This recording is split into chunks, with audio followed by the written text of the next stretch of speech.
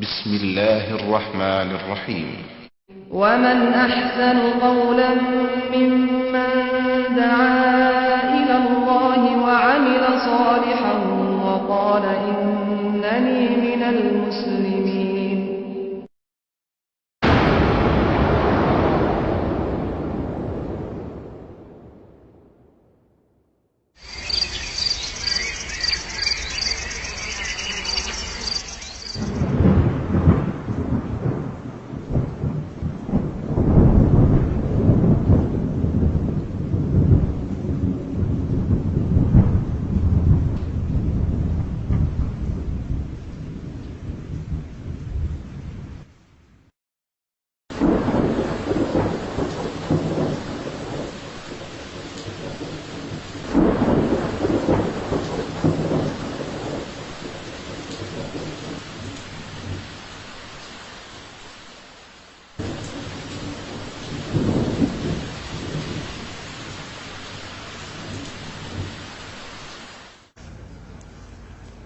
السلام عليكم ورحمة الله وبركاته. الحمد لله نحمده ونستعينه ونستغفره ونؤمن به ونتوكل عليه ونعوذ بالله من شرور أنفسنا ومن سيئات أعمالنا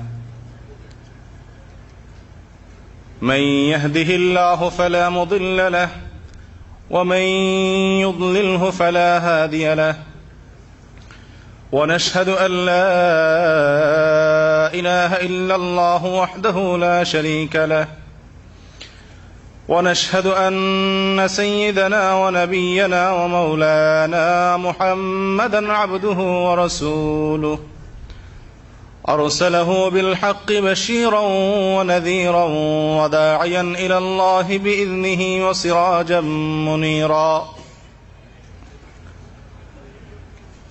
أما بعد فقد قال الله تبارك وتعالى في كلامه المجيد وفرقانه الحميد ألم تر أن الله أنزل من السماء ماء فسلكه ينابيع في الأرض ثم يخرج به زرعا مختلفا ألوانه ثم يهيج فتراه مصفرا ثم يجعله حطاما إن في ذلك لذكرى لأولي الألباب. وقال النبي صلى الله عليه وسلم لا تزول قدم عبد حتى يسأل عن أربع عن شبابه فيما أبلاه. وعن ابن عباس رضي الله عنه عن النبي صلى الله عليه وسلم أنه قال رسول الله صلى الله عليه وسلم وهو يعظ لرجل اغتنم خمسا قبل خمس شبابك قبل هرمك وصحتك قبل سقمك وغناءك قبل فقرك وفراغك قبل شغلك وحياتك قبل موتك. সম্মানিত ভাইরা, আজকের জুবাইল ইসলামিক সেন্টারের পক্ষ থেকে আয়োজিত বাৎসরিক এই মহাসম্মেলনের সম্মানিত সভাপতি মহতারাম আয়োজক বৃন্দ, আমাদের সম্মানিত সিনিয়র এবং শ্রদ্ধাভাজন আমার বড় ভাই এবং মুরব্বিতুল্য শেখ আব্দুল্লাহ শাহেদ, শেখ কাসেম আব্বাস, শেখ আব্দুল্লাহ আল হাদি এবং আরো যারা আজকের এই প্রোগ্রামকে এ পর্যন্ত নিয়ে আসার জন্য পরিশ্রম করেছেন, আল্লাহ তাআলা তাদের সকলকে উত্তম বিনিময় দান করেন। আপনারা যারা দূর দূরান্ত থেকে আপনাদের মূল্যবান সময় থেকে কিছু সময় বের করে কোরআন এবং হাদিসের কথা শোনার জন্য এসেছেন, আল্লাহ তাআলা আপনাদের সকলকে উত্তম বিনিময় দান করেন। সম্মানিত ভাইরা, আজকের পরিস্থিতি, বিশ্ব পরিস্থিতি এবং আমাদের দেশের পরিস্থিতি আমার মনে হয় আমাদের কারোরই অজানা নয়। অবাধ সংবাদ প্রবাহের এই যুগে আমরা সকলেই কমবেশ পরিস্থিতি সম্পর্কে অবগত আছি।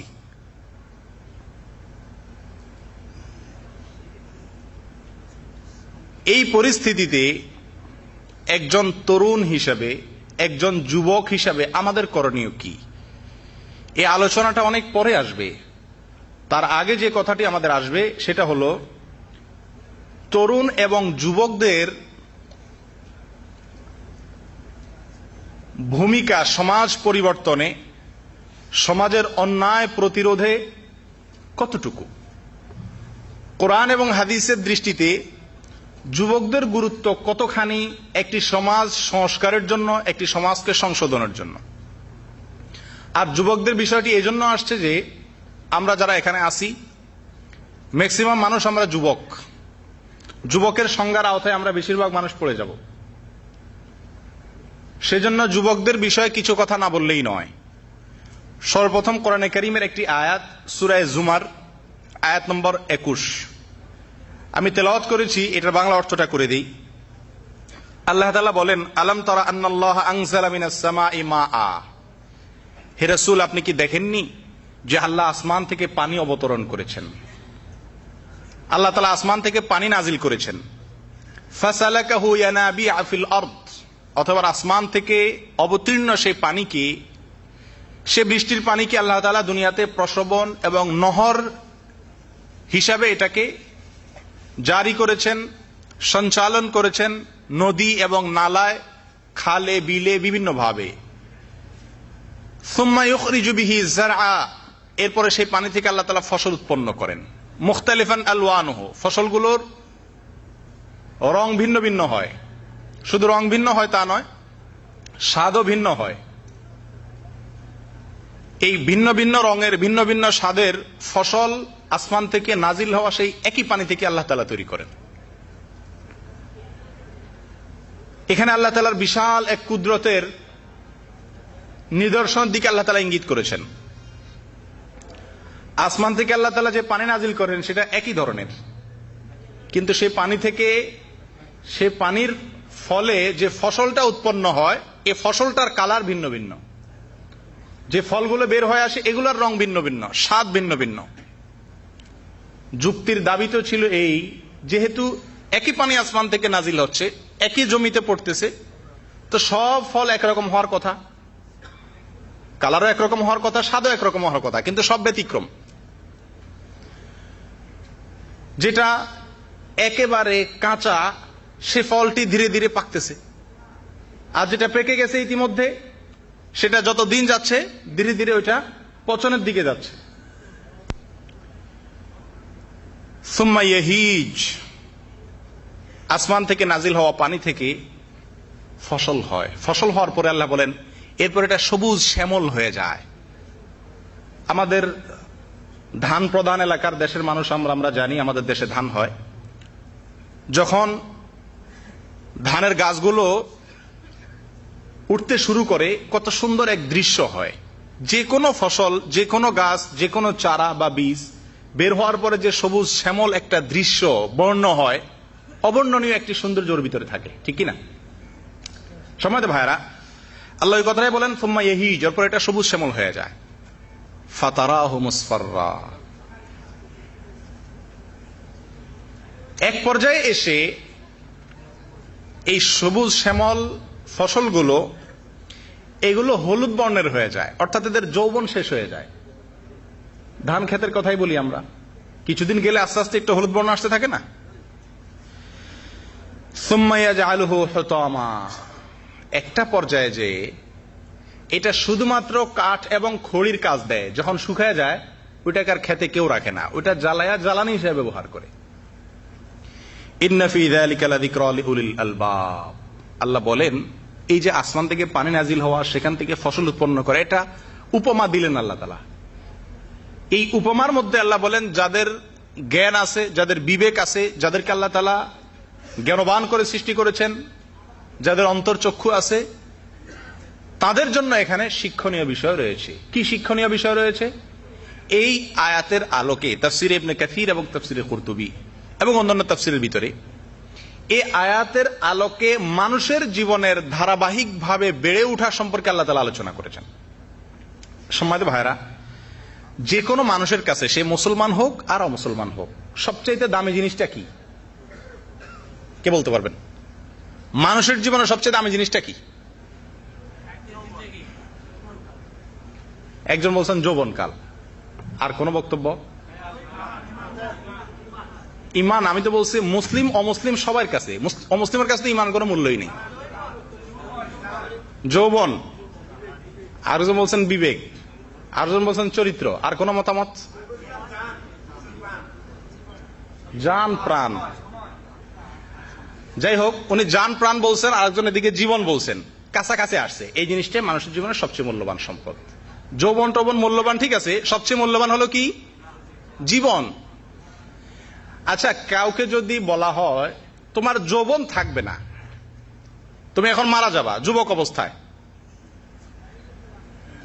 বাঁচার জন্য যদি একটা অপশন দেওয়া হয় তুমি বেঁচে থাকতে পারো বুড়া হিসাবে, তো সে কি মৃত্যুকে গ্রহণ করবে নাকি আপনার বৃদ্ধ হিসাবে বেঁচে থাকাকে গ্রহণ করবে?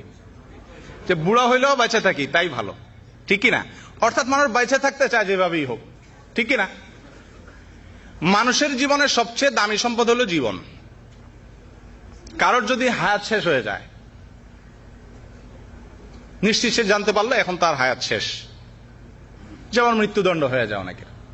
এই মুহূর্তে যদি সে অনেক সম্পদের মালিক থাকে আর তাকে বলা হয় তুমি এই সম্পদটা দিলে আরো 5 বছর বাঁচতে পারবা, তো পৃথিবীর এমন কোন লোক আছে দিতে অস্বীকার করবে? সবাই বলবে তাই তো, এই টাকার বিনিময়ে যদি 5 বছর আরো হায়াত বাড়ানো যায় তো টাকা দিয়ে কি করবে? বেঁচে থাকতে পারলেই তো হয়। মানুষের জীবনের সবচেয়ে দামি সম্পদটা হলো কি? জীবন। মুসলিম বলেন অমুসলিম বলেন, সব ধর্মের মানুষের কাছে সবচেয়ে বড় জিনিসটা হলো বেঁচে থাকা, জীবন। এই জীবনের পুরাটাই দামি, একেবারে শিশুকাল থেকে বৃদ্ধকাল পর্যন্ত পুরাটাই মূল্যবান। এর ভিতরে কিছু একটা অংশ আছে যেটা মূল্য সবচেয়ে বেশি। সেটা কি? পুরা জীবনের ভিতরে একটা অংশ আছে, একটা চ্যাপ্টার আছে যেটার মূল্য সবচেয়ে বেশি। সেটা কোনটা? যৌবনকাল। সম্মানিত ভাইয়ারা, এই যৌবনকাল আল্লাহ তাআলা সবচাইতে মূল্যবান একটা সম্পদ হিসেবে আমাদেরকে দান করেছেন। দুধ, এর ভিতরে যা আছে সবই ভালো, নাকি? দুধের ভিতরে অনেক কিছু আছে না? অনেক ধরনের খাদ্য শক্তি দুধের ভিতরে আছে, সবই ভালো। এর ভিতরে সবচেয়ে মূল্যবান উপাদানটার নাম হলো ক্রিম। দুধের মধ্য থেকে যে জিনিসটা বের করে আনে, অনেক জিনিস বের করে আনা যায়, তার ভিতরে সবচেয়ে মূল্যবান যে উপাদানটা বের করে আনা যায় ওটার নাম কি? ক্রিম। মানুষের জীবনের মধ্যে যৌবনকালটা হলো দুধের ভিতরে ক্রিমের মতো। এটা অনেক মূল্যবান, অনেক দামি। আল্লাহ তাআলা এই যৌবনকাল কাউকেই স্থায়ীভাবে দেন না, এটা আমরা সবাই জানি। যৌবনকাল স্থায়ীভাবে থাকে না। এই যৌবনকাল অত্যন্ত সীমিত সময়ের। কত বছর পর্যন্ত যৌবনকাল থাকে ভাই? আমরা যুবকের আওতায় পড়ি কিনা নিজের আগে এটা তো দেখতে হবে।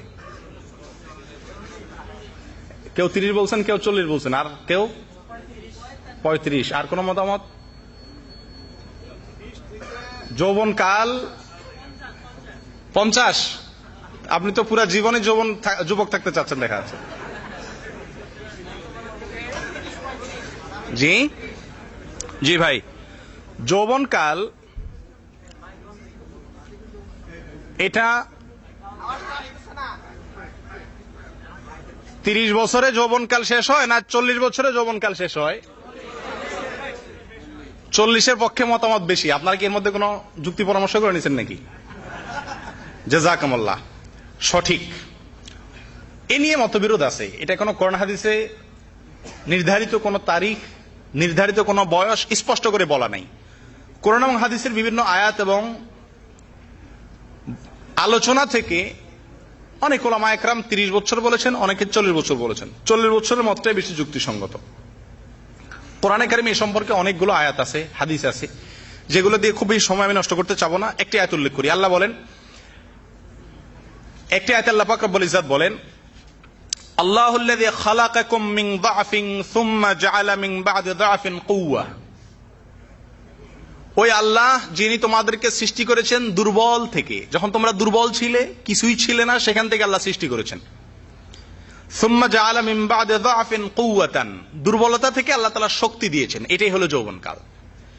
সুম্মা জাআলা মিন বা'দি যা'ফিন সুম্মা জাআলা মিন বা'দি যা'ফিন কুওয়াতান সুম্মা জাআলা মিন বা'দি কুওয়াতিন যা'ফান ওয়া শাইবা।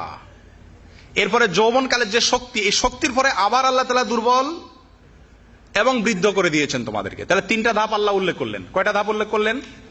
তিনটা ধাপ। সূরা রুম আয়াত নম্বর 54।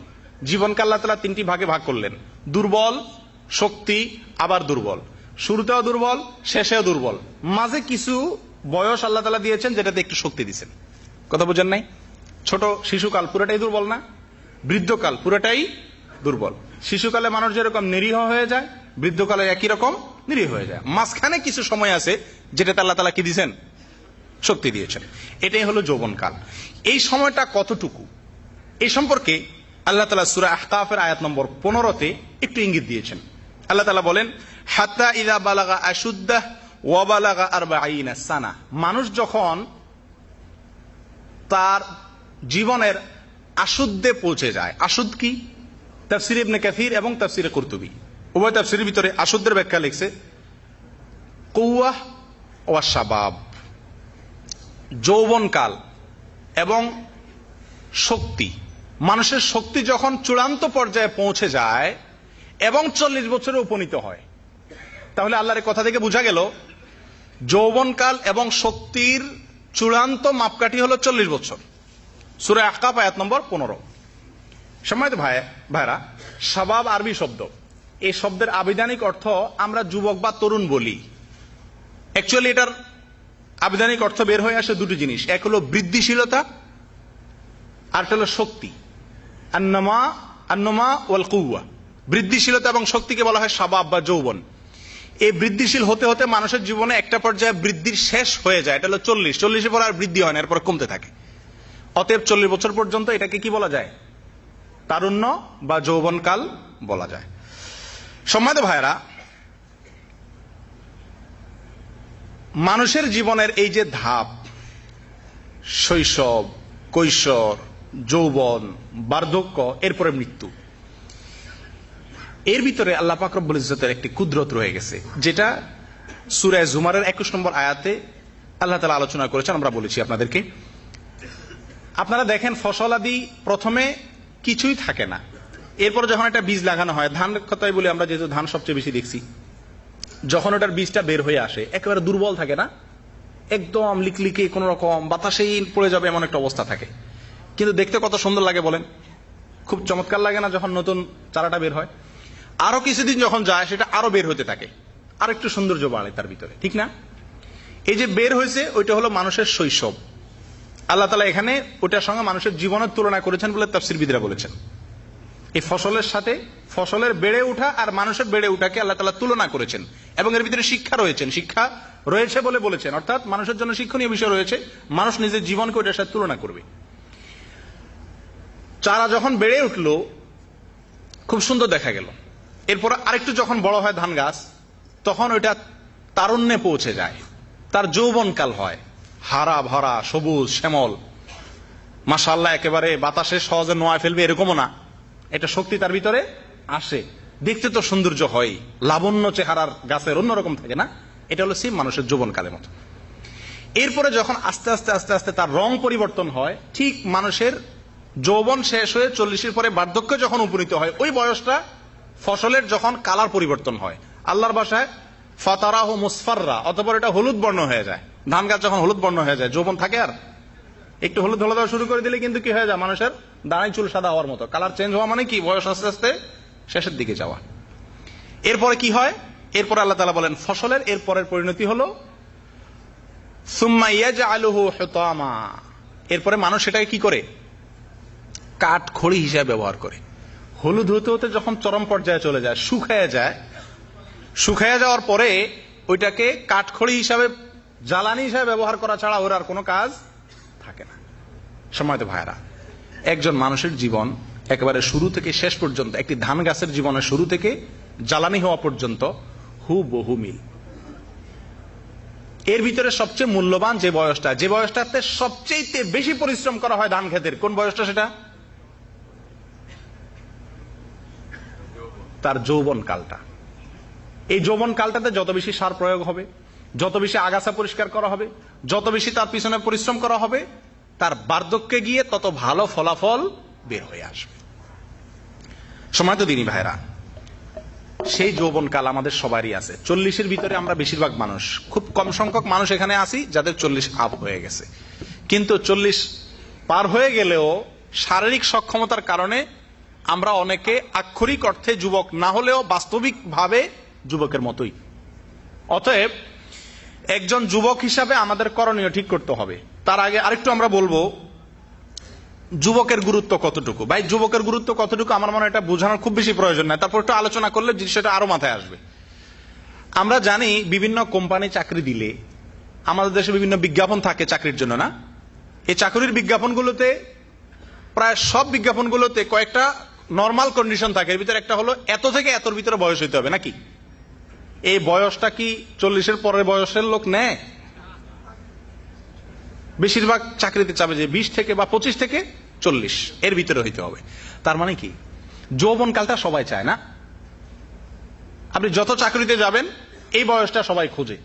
এটা ক্রিম, এটা লাইফের সবচেয়ে মূল্যবান সময়। যারা যৌবনকালে পরিশ্রম করে তাদের জন্য সব দেশের সরকার পেনশনের ব্যবস্থা রাখছেন। যৌবনকালে যদি ভালোভাবে চাকরি বাকরি করে, বুড়া হওয়ার পরে বসা বসায় খাওয়াবে সরকার, ঠিক না? কারণ যৌবনের কি করছে? সে ভালোভাবে কদর করছে। আল্লাহ তাআলা আমাদেরকে আমাদের যৌবনকালকে সেরকম কদর করার তৌফিক দান করেন। সম্মানিত ভাইয়েরা, কোরআন এবং হাদিসকে আমরা যদি দেখি তো দেখব কোরআন এবং হাদিসে যৌবনকালের গুরুত্ব সবচেয়ে বেশি দেওয়া হয়েছে। আল্লাহ তাআলা সবচেয়ে বেশি দিয়েছেন। কয়েকটি হাদিস আমি এক্ষেত্রে উল্লেখ করব। এর ভিতরে একটি হলো তিরমিজি শরীফের হাদিস, হাদিস নম্বর 2350। রাসূলুল্লাহ সাল্লাল্লাহু আলাইহি ওয়াসাল্লাম বলেন, লা তাজুলু কদামা আবদিন হাত্তা ইউসআল আন আরবা। কিয়ামতের ময়দানে কোন মানুষের পাও নাড়াইতে পারবে না 4টি প্রশ্নের উত্তর দেওয়া ছাড়া। কয়টি প্রশ্নের উত্তর? আমরা অনেকেই হয়তো জানি। এর ভিতরে প্রথম প্রশ্নটা কি? আন হায়া আন শাবাবিহি ফিমা আবলা। এর ভিতরে অন্যতম সেরা প্রশ্ন হলো যৌবনকাল সম্পর্কে আল্লাহ জিজ্ঞাসা করবেন যে যৌবনকালটি কোন কাজে ব্যয় করা হলো। তাহলে মানুষের জীবনের যে 4টি প্রশ্নের উত্তর দেওয়া ছাড়া কিয়ামতের ময়দানে কেউ নড়তে পারবে না, সেই 4টি প্রশ্নের অন্যতম প্রশ্ন হলো কি? যৌবনকাল। এই যৌবনকাল কি কাজে ব্যয় করা হলো এ সম্পর্কে আল্লাহ জিজ্ঞাসাবাদ করবেন। আব্দুল্লাহ আব্বাস রাদিয়াল্লাহু তাআলা আনহু বলেন যে রাসূল আকরাম সাল্লাল্লাহু আলাইহি সাল্লাম কোন এক সাহাবীকে একদিন নসিহত করতেছিলেন। নসিহত করতে গিয়ে বলেন, ইগতানিম খামসান ক্বাবলা খামস। তুমি 5টি বিষয়ের আগে 5টি বিষয়কে মূল্যায়ন করো, কদর করো। এর ভিতরে একটা হলো শাবাবাকা ক্বাবলা হারামিক। তোমার বার্ধক্য আসার আগে যৌবনকে কদর করিও। বার্ধক্য আসার আগে যৌবনকে কদর করিও। সম্মানিত ভাইয়ারা, অর্থাৎ বার্ধক্য আসার পরে আফসোস সবাই করবে, এটা জানা কথা। বুড়া হয়ে গেলে যৌবনকালের জন্য সবাই কি করবে? আফসোস করবে। রাসূল আকরাম সাল্লাল্লাহু আলাইহি ওয়াসাল্লাম সাবধান করেছেন, তখন আফসোস করে তো কাজ হবে না, তার আগেই তোমার যৌবনকালকে তুমি কি করিও? কদর করিও। আরেকটা হাদিস বলে আমি সামনে যাচ্ছি। হাদিসটা আমাদের অনেকেরই জানা। সহিহুত তারগীব এবং তারহিব এর ভিতরে 3355 নম্বরের অধীনে হাদিসটা এসেছে এবং মুস্তাদরাকে হাকিম এর ভিতরে আসছে 7846 নম্বর হাদিসের অধীনে। রাসূল আকরাম সাল্লাল্লাহু আলাইহি ওয়াসাল্লাম বলেছেন, আবু রাদিয়াল্লাহু আনহু থেকে বর্ণিত, একই হাদিস বুখারী এবং মুসলিমেও আছে, সাবআতুন ইউযিল্লুহুমুল্লাহ ফি যিল্লিহি ইয়াওমা লা যিল্লা ইল্লা যিল্লুহ। 7 ব্যক্তিকে আল্লাহ তাআলা কিয়ামতের ময়দানে আরশের নিচে ছায়া দিবেন, যেদিন আল্লাহর ছায়া ছাড়া কারো ছায়া থাকবে না। এই 7 ব্যক্তির ভিতরে এক ব্যক্তি হলো কে? শাবুন নাশা ফি ইবাদাতিল্লাহ। ওই যুবক, যে যুবক আল্লাহর ইবাদতে বেড়ে উঠেছে, আল্লাহর ইবাদত করতে করতে যৌবনকাল পার করছে, এই যুবককে আল্লাহ তাআলা আরশের নিচে কি দিবেন? ছায়া দিবেন। আল্লাহ তাআলা আমাদেরকে সেরকম যুবক হওয়ার তৌফিক নসিব করেন। সম্মানিত ভাইয়ারা, কোরআন এবং হাদিসে যৌবনকালের গুরুত্ব কতটুকু সেটা মোটামুটি আমরা আঁচ করতে পেরেছি 3টি হাদিসের আলোকে। আরো দুটি আয়াতে প্রসঙ্গে আলোচনা করার মতো। সূরা ইউনূস আয়াত নম্বর 83। সূরা ইউনূস আয়াত নম্বর কত? 83। আল্লাহ তাআলা বলেন, ফামা আমানা লিমূসা ইল্লা যুররিয়াতুম মিন কওমি। মূসা আলাইহিস সালামের উপরে ওনার প্রতি তার সম্প্রদায়ের কিছু যুবক ঈমান আনছিল শুধু। তার মানে তাওহীদের দাওয়াত, নবীদের দাওয়াত, হকের দাওয়াত, সত্যের দাওয়াত গ্রহণকারী হিসাবে আল্লাহ তাআলার ঘোষণা, আল্লাহ তাআলার সার্টিফাই হলো যুবকরাই আগায় আসছে। মূসা আলাইহিস সালামের যে সময়টা ছিল, আজকের যে প্রেক্ষাপট আমাদের দেশ এবং সারা বিশ্বের, তার সঙ্গে তুলনা করলে অনেকাংশে মিলে যাবে। আজকের যেই গণতন্ত্রের কুফরি শক্তি, এটাকেই দুনিয়ার অন্যতম সেরা একটি অঘোষিত ধর্মে প্রতিষ্ঠিত করার অপপ্রয়াস চালাচ্ছে। ঠিক একই চেষ্টা করেছিল ফিরআউন আজ থেকে হাজার হাজার বছর আগে। তখন হযরতে মূসা আলাইহিস সালামের তাওহীদের ডাকে, শিরক বিরোধী আহ্বানে সাড়া দিয়েছিলেন যারা, আল্লাহ বলছেন ফামা আমানা লিমূসা ইল্লা যুররিয়াতুম মিন কওমি, তার কওমের, তার জাতির কিছু যুবক সাড়া দিয়েছিল মাত্র। বাকিরা সাড়া দেয় নাই কেন? ফেরাউনের ভয়ে। ফেরাউনের ভয়ে বাকিরা কি করে নাই? সাড়া দেয় নাই। যুবকরা সাড়া দিয়েছে। যুবকদের ভিতরে ভয় কম থাকে। সম্মানিত ভাইয়েরা, অন্য একটি আয়াত আমি বলবো না, আপনাদের কাছে প্রশ্ন, আপনারা দয়া করে উত্তর দেন যে কোরআনে কারিমে আল্লাহ তাআলা কিছু যুবকের প্রশংসা করেছেন একটি সূরাতে। সূরাটি আমাদের সবারই কম বেশ জানার কথা, একটি বিখ্যাত সূরা। সেই সূরাতে আল্লাহ তাআলা কয়েকজন যুবকের আলোচনা করেছেন, 6-7জন যুবকের আলোচনা করেছেন। সূরার নাম কি? কাহাফ। এই যুবকদের নাম কি? যুবকদেরকে কি বলা হয়? তাদের নাম বলতে আমি তাদের স্পেসিফিকলি নাম বলছি না, এই যুবকদের দলটাকে কি বলা হয়? আসহাবে কাহাফ। মাশাআল্লাহ। আসহাবে কাহাফ মানে, কাহাফ মানে কি? গর্ত। আসহাবে কাহাফ মানে গর্তওয়ালা। তার মানে এরা গর্তে আশ্রয় নিয়েছিল। এদের ঘটনা, এদের গল্পটা আল্লাহর কাছে এত ভালো লাগছে, কারিমের অংশ করে দিয়েছেন। এর ভিতরে আমাদের জন্য অনেক শিক্ষা রয়ে গেছে। গল্পটা আমি বলতে যাব না, অনেকেরই জানা আছে, শুধু মূল বিষয়টা বলবো। আসহাবে কাহাফের যুবকরা কি করেছিল ভাই? ওরা কোন চত্বর করেছিল? প্রজন্ম চত্বর না কি চত্বর? আসহাবে কাহাফের যুবকরা কোন চত্বর করছিল ভাই? তাওহীদের চত্বর। জাযাকুমুল্লাহ, বড় সুন্দর বলেছেন। চত্বর বললে ভুল হবে, যাই হোক, তারপর আক্ষরিক অর্থে বলি, তাওহীদের চত্বর করেছিলেন তারা। তখনকার বাদশাহ নিজেই আল-ইয়াযু বিল্লাহ আল্লাহর দাবি করেছেন, বলেন যে কার পূজা করবা? আমার পূজা করো সবাই। বাদশাহ তাকে গোলামি করার জন্য, তাকে সিজদা করার জন্য, তার ইবাদত করার জন্য জাতিকে আহ্বান করলো। এই আহ্বানে যারা সাড়া দিচ্ছিল না তাদের উপরে জুলুম আসতে থাকলো। তখনকার এই অন্যায়ের জোয়ারে ভাসতে থাকলো গোটা জাতি। কয়েকজন যুবক, তাদের সংখ্যা আল্লাহ তাআলা কোরআনে আলোচনা করেননি। আব্দুল্লাহ ইবনে আব্বাস রাদিয়াল্লাহু তাআলা বলেছেন 7 জন, আরো বিভিন্ন মতামত আছে, ধরে নিলাম 7 জন। এই 7 জন যুবক গোটা দেশের একটি জাতির মধ্য থেকে 7 জন যুবক বের হলেন। বের হয়ে চিন্তা করলেন, এখানে আমরা আমাদের ঈমান নিয়ে আমাদের আল্লাহর ইবাদত করা সম্ভব না, এখানে আল্লাহর সঙ্গে শিরক করতে হবে যদি থাকতে হয়। ওই সমাজ ত্যাগ করলেন, শিরকের সমাজ ত্যাগ করে চলে গেলেন। তাদের সাথে একটা কুকুর পর্যন্ত গেল। কুকুরের মতো একটা প্রাণী, যার সম্পর্কে হাদিসে অনেক বর্ণনা এসেছে, কুকুর যেখানে থাকবে সেখানে আল্লাহর ফেরেশতা আসবে না, বিনা প্রয়োজনে কুকুর ফালা জায়েজ নাই, আর অনেক বিষয়।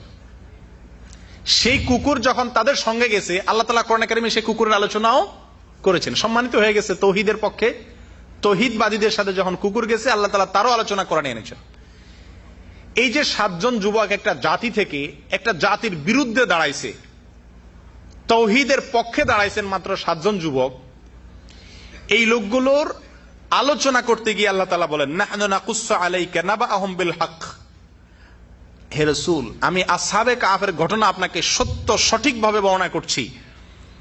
তারা ছিল ইন্নাহুম ফিতিয়াতুন আমানু বিরাব্বিহিম ওয়াজিদনাহুম হুদা। আসহাবে কাহাফের যে লোকগুলো ছিল, এরা সবগুলো ছিল যুবক। এখানে আল্লাহ তাআলা যৌবনকে প্রশংসা করলেন না? তারা যে যুবক, এটা বলে আল্লাহ তাআলা যুব সমাজের প্রশংসা করলেন তাদের অবদান। মুসা আলাইহিস সালামের অনুসারী কারা ছিল? যুবক। সে আলোচনা আল্লাহ তাআলা সূরা ইউনূস আয়াত নম্বর 83 করেছেন। সূরা কাহাফে আল্লাহ পাক সুবহানাহু ওয়া তাআলা আয়াত নম্বর 13 থেকে 14 তে আলোচনা করেছেন আসহাবে কাফের যারা ছিল তাদেরকে আল্লাহ বলেছেন ফিতিয়াতুন। ফিতিয়াতুন মানে যুবক। আসহাবে কাফের যারা ছিল তারাও কি ছিল? যুবক ছিল। রাসূল আকরাম সাল্লাল্লাহু আলাইহি সাল্লাম যে ইসলামের দাওয়াত নিয়ে দাঁড়াইছেন, সর্বপ্রথম তার দাওয়াতে যারা সাড়া দিয়েছেন তারা সবাই দুই একজন বা হাতে গোনা কিছু মানুষ ছাড়া বাকি বেশিরভাগ মানুষ কি ছিল? যুবক ছিল। একজনের নাম বলেন তো? আলী রাদিয়াল্লাহু তাআলা আনহু। শুধুমাত্র আলী নন, আবু বকর রাদিয়াল্লাহু তাআলা আনহু যখন ইসলাম গ্রহণ করেন তখন তার বয়স ছিল 38। যৌবনের যে গন্ডি 40 তার আগে আগে, অর্থাৎ তার ভিতরে পড়ে যাচ্ছেন তিনি। হযরত ওমর ফারুক রাদিয়াল্লাহু তাআলা যখন ইসলাম গ্রহণ করেন তখন তার বয়স 30ও হয় নাই, তার মানে যুবক। আলী রাদিয়াল্লাহু তাআলা আনহু তো একেবারে টকবগ 20 বছরের বাচ্চা ছিলেন, ইয়াং ছিলেন। 4 খলিফার 3 খলিফা ইসলাম গ্রহণ করেছেন, তারা সবাই যুবক ছিলেন। হযরত আসমা রাদিয়াল্লাহু তাআলা আনহা মহিলাদের ভিতরে মাত্র 23 বছর বয়স। হিজরতে অন্যতম ব্যক্তিত্ব। হিজরতের ইতিহাস আলোচনা করতে গেলে যার নামটি একেবারে সহজে শুরুতেই চলে আসে, আসমা রাদিয়াল্লাহু তাআলা আনহা। আল্লাহ রাসূল সাল্লাল্লাহু আলাইহি ওয়াসাল্লাম এবং আবু বকর রাদিয়াল্লাহু তাআলা যখন গর্তে আশ্রয় নিলেন, তাদেরকে গোপনে খাবার সরবরাহ করতেন আসমা রাদিয়াল্লাহু তাআলা আনহা। বয়স ছিল 23। মুসআব ইবনে উমাইর রাদিয়াল্লাহু তাআলা আনহু মদিনা জয়ের পিছনে যার ভূমিকা সবচাইতে বেশি, নেপথ্য নায়ক বলা হয়। মদিনার পক্ষ থেকে আগত আবু যর গিফারি রাদিয়াল্লাহু তাআলা আনহু আর মক্কা থেকে আল্লাহ রাসূল সাল্লাল্লাহু আলাইহি ওয়াসাল্লাম যাকে পাঠাইছিলেন তার পূর্বদূত হিসাবে সেখানকার মানুষকে ইসলামের আহ্বান করার জন্য তিনি যে সেখানকার নেতৃস্থানীয় লোকগুলোকে ইসলাম বুঝাইতে সক্ষম হয়েছেন, তার বুঝানোর ক্ষমতা ছিল অন্যরকম। এই ইসলামের উত্থানের পিছনে কিছু নেপথ্য নায়ক আছে যাদের নাম মানুষ খুব একটা জানে না। এদের ভিতরে একজন হলেন হযরত মুসআব ইবনে উমাইর রাদিয়াল্লাহু তাআলা আনহু, যুবক ছিলেন। সম্মানিত ভাইয়েরা, আরকাম ইবনে আবিল আরকাম, খাব্বাব রাদিয়াল্লাহু তাআলা আনহু, আব্দুল্লাহ ইবনে আব্বাস, আব্দুল্লাহ ইবনে মাসউদ রাদিয়াল্লাহু তাআলা আনহু সহ অসংখ্য যুবক পাবেন যারা সবাই রাসূল সাল্লাল্লাহু আলাইহি ওয়াসাল্লামের অনুসারী ছিল। তাহলে আল্লাহ রাসূল সাল্লাল্লাহু আলাইহি ওয়াসাল্লামের যে মিশন ছিল, এই ইসলামকে দুনিয়াতে জিন্দা করার পিছনে অবদান ছিল সবচেয়ে বেশি কাদের? যুবকদের। আসহাবে কাফের ইতিহাস হয়ে আছে কারা? যুবকরা। মুসা আলাইহিস সালামের পৃথিবীর ইতিহাসের সবচাইতে কঠিনতম তাওহীদের জন্য একত্ববাদ, এক আল্লাহকে যারা স্বীকার করে মুসলিম যারা, তাদের জন্য যে কয়েকটা কঠিন সময় গেছে পৃথিবীর ইতিহাসে, তার ভিতরে একটা ছিল ফেরাউনের যুগ। সেই যুগটাতেও সত্যের পথে সবার আগে অগ্রসর হয়ে আসছে কারা? যুবকরা। সম্মানিত ভাইরা, আজকে আমরা যারা এখানে আছি আলহামদুলিল্লাহ আল্লাহ তাআলা আমাদের সবাইকে যুবক বানাইছেন, আমরা সবাই যুবক। আফসোসের বিষয় হলো আজকের যুবকদের ভিতরে আমরা যারা মুসলিম তাদের ভিতরে একটা কনসেপ্ট, একটা ধারণা হলো কি জানেন? সেটা হলো ইবাদতের একটা বয়স আছে। ইবাদতের একটা কি আছে? আমাদের দেশের মানুষের এই ধারণাটা, যৌবনকালে ইবাদত করতে আমরা রাজি না। ঠিক কি ঠিক না? আমরা মনে করি ইবাদতের একটা বয়স আছে, আর সেই বয়সটা হলো বার্ধক্য। আমাদের দেশের যুবকদের ভিতরে এই ধারণাটা আছে না? সম্মানিত ভাইয়েরা, যারা মনে করে যে বুড়াকালে ইবাদত করা দরকার, এরা হয় ইবাদতের গুরুত্ব বুঝেনি, আর না হয় ইবাদতটাই বুঝে নেই। ইবাদতের গুরুত্ব যদি তারা বুঝতো, তাহলে একজন মানুষের জীবনের সবচেয়ে মূল্যবান, সবচেয়ে দামি এবং মেইন কাজই হলো কি? মানুষের সৃষ্টির উদ্দেশ্য কি? আপনাদের এখানে প্রতিযোগিতার কাগজ দিছে, এখন প্রশ্ন আউট করলে তার সমস্যা নেই। প্রতিযোগিতার কাগজ জমা দেওয়ার তো টাইম শেষ। মানুষের জীবনের সৃষ্টির লক্ষ্য কি? আল্লাহর ইবাদত করা। আল্লাহ কোরআনে কারীমে বলেছেন ওমা খালাকতুল জিন্না ওয়াল ইনসা ইল্লা, আল্লাহ বলেন আমি জিন এবং মানুষকে সৃষ্টি করেছি শুধু কিসের জন্য? ইবাদতের জন্য। যেটা জীবনের মূল লক্ষ্য, সেটার জন্য আজকের যুব সমাজকে যদি বলা হয়, তারা বলে যে আরো সময় আছে। এটা কি একটা দায় রাখার বয়স হলো? এটা এত নামাজ পড়ার বয়স হলো? হজের বয়স হয়েছে এখনো? ইবাদতের বয়স হিসাবে ওনারা ঠিক করে নেন জীবনের সবচাইতে গুরুত্বহীন, মূল্যহীন জীবনটাকে। ঠিক না? সম্মানিত ভাইয়েরা, আমাদের ভিতরে আমি নিশ্চিত শত শত ভাই হয়তো এখানে আসেন, হয়তো এখানে আসেননি, আমাদের ভিতরে অনেকের ভিতরে এই ধারণা আছে যে ইবাদতের একটা বয়স আছে, দায় রাখার একটা কি আছে, বয়স আছে, হজের একটা বয়স আছে। এত সকাল ভালো হয়ে যাওয়া যাবে না, এত সকাল ভালো হয়ে গেলে আকাম কুকাম কখন করবো, একটু আকাম কুকাম করে নি, তারপরে যে একসাথে কি হয়ে যাব, ভালো হয়ে যাব। এই যে একটা ধারণা, এরা তারুণ্যের গুরুত্ব বুঝেনি অথবা এবাদতের গুরুত্ব বুঝেনি, দুইটার একটা। যদি যৌবনকাল কি এটা বুঝতো, আর এবাদত কি, এবাদতের গুরুত্ব কি, এবাদত যে জীবনের মূল টার্গেট, এটা যদি বুঝতো, তাহলে কোনো অবস্থাতেই কোন যুবকের মুখ থেকে এই কথা বের হতো না। সম্মানিত ভাইয়ারা, আমাদের দেশে আমরা সবাই জানি যে বয়সে ইবাদত করা দরকার 40 পর্যন্ত, এই বয়সে মানুষ দুই হাতে চোখ বন্ধ করে চুরিদারি করে। যার যেভাবে সুযোগ আছে না, কোম্পানিতে কিভাবে মারবে, সরকারি চাকরি করলে তার কথাই নেই, সুদ ঘুষ চুরি ডাকাতি যতভাবে সম্ভব সম্পদের পাহাড় আগে গড়ে নেয়, নামাজের তো খবরই নেই। এরপরে যাইয়া সে চিন্তা করে একটা বয়সে যায় কি করব, দেশে বেদাতি পন্থা তবলিগে 3 চিল্লা দিয়ে দিব, অথবা মসজিদের সভাপতি সেক্রেটারি হয়ে যাব, মাদ্রাসা দান টান করে হাজি সাহেব হয়ে যাব, একটা হজ করে দেব, এটা দায়টাও রেখে দেবো, মেয়ে বিয়ে শাদীর বয়স হয়ে যাবে, তখন সবাই বলবে হাজি সাহেব হাজি সাহেব। ভিতরে যে আমি কি করে এ পর্যন্ত আসছি, ওই ব্যাকগ্রাউন্ড একমাত্র আল্লাহ জানে আর আমি জানি, মানুষ জানে না। মানুষ হাজি সাহেব বলে খুব মারহাবা দিবে। আসলে একটা সমস্যা হয়েছে কি, আমাদের দেশে সব কাজগুলো হয় 2 নম্বর পথে, কোন কাজ লিগ্যাল পথে হয় না। ছোট্ট একটা কাজও করতে যান, সোজা পথে হবে না, পিছনের দুয়ার দিয়ে যান, মামু খালু ধরেন, টাকা দেন, তারপরে হয়, তাই না? এই জন্য মানুষ মনে করে জান্নাত পাইতে হইলেও সোজা পথে হবে না, এই জন্য মানুষ পিছনের দুয়ার খোঁজে।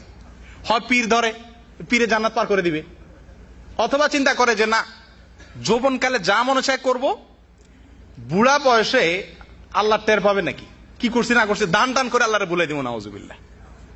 আমাদের আচরণ দ্বারা এটাই প্রমাণিত হয়। আমরা বলতে চাচ্ছি যে বৃদ্ধ বয়সে লক্ষ লক্ষ টাকা দান করবো, হাজি সাহেব মারহাবা বলবে, ইমাম সাহেব সবাই খুশি, মারহাবা দিবে, খুশি হবে সবাই। আমরা মনে করি তখন আল্লাহ বোধহয় খুশি হয়ে যাবে, কিন্তু আল্লাহ যে আমার ব্যাকগ্রাউন্ড সব জানেন এবং আমার জীবনের আসল মূল্যায়ন হবে আমার যৌবনকাল দিয়া। আল্লাহ জিজ্ঞাসা করবেন না পুরা জীবন সম্পর্কে, আল্লাহ জিজ্ঞাসা করবেন, স্পেশালি আল্লাহ বার্ধক্য সম্পর্কে জিজ্ঞাসা করবেন না, বুড়াকালে তুমি কি করছো। ফার্মের মুরগি ছিলেন ভাই, আপনাদের এখানে আছে কিনা জানেন, আমার দাম্মামে আছে, ওই ডিম পাড়া মুরগি যেগুলো ডিম পাড়া শেষ হয়ে যায়, রিজেক্টেড হয়ে যায়, এগুলা পিস 10 শিয়াল করে পাওয়া যায়। আমি একবার একটা নিছি, প্রায় 8-10 কেজিও হয়। আপনাদের এখানে আছে কিনা জানি না, দাম্মামে আছে, বড় মুরগি রিজেক্টেড, বুড়া হয়ে গেছে, এখন ওটা পিস 10 শিয়াল, 5-7 কেজি 10 কেজি গোস্ত হয়। বুড়াকালে যারা ইবাদত করে আল্লাহকে খুশি করতে চান, এদের উপমা হলো এই ফার্মের মুরগির মতো। কথাটা শুনতে খারাপ শোনা গেলেও বাস্তব না অবাস্তব? আপনি আপনার জীবনের শেষ বয়সটা বরাদ্দ করে রাখছেন আল্লাহর জন্য, আবার মুখে বলতেছেন আল্লাহ আমানতু বিল্লাহ, আল্লাহ আপনার প্রতি ঈমান আনলাম, আখিরাতও বিশ্বাস করলাম, মুখে বলতেছেন সবই বিশ্বাস করতেছেন, আর জীবনের সবচেয়ে মূল্যহীন জীবনটা, যে জীবনকে কেউ নিবে না, কোথাও 10 টাকা বেতনে কেউ চাকরি দিতে রাজি না, যে জীবনে, যে জীবনের কোনো মূল্য নাই, রিজেক্টেড ফার্মের মুরগির দরে যে জীবনের মূল্য বিক্রি হয়, সেই মূল্যটি আল্লাহ রাব্বুল ইজ্জাতের জন্য বরাদ্দ করে রাখছেন, সেই জীবনটি আল্লাহর গোলামের জন্য বরাদ্দ করে রাখছেন।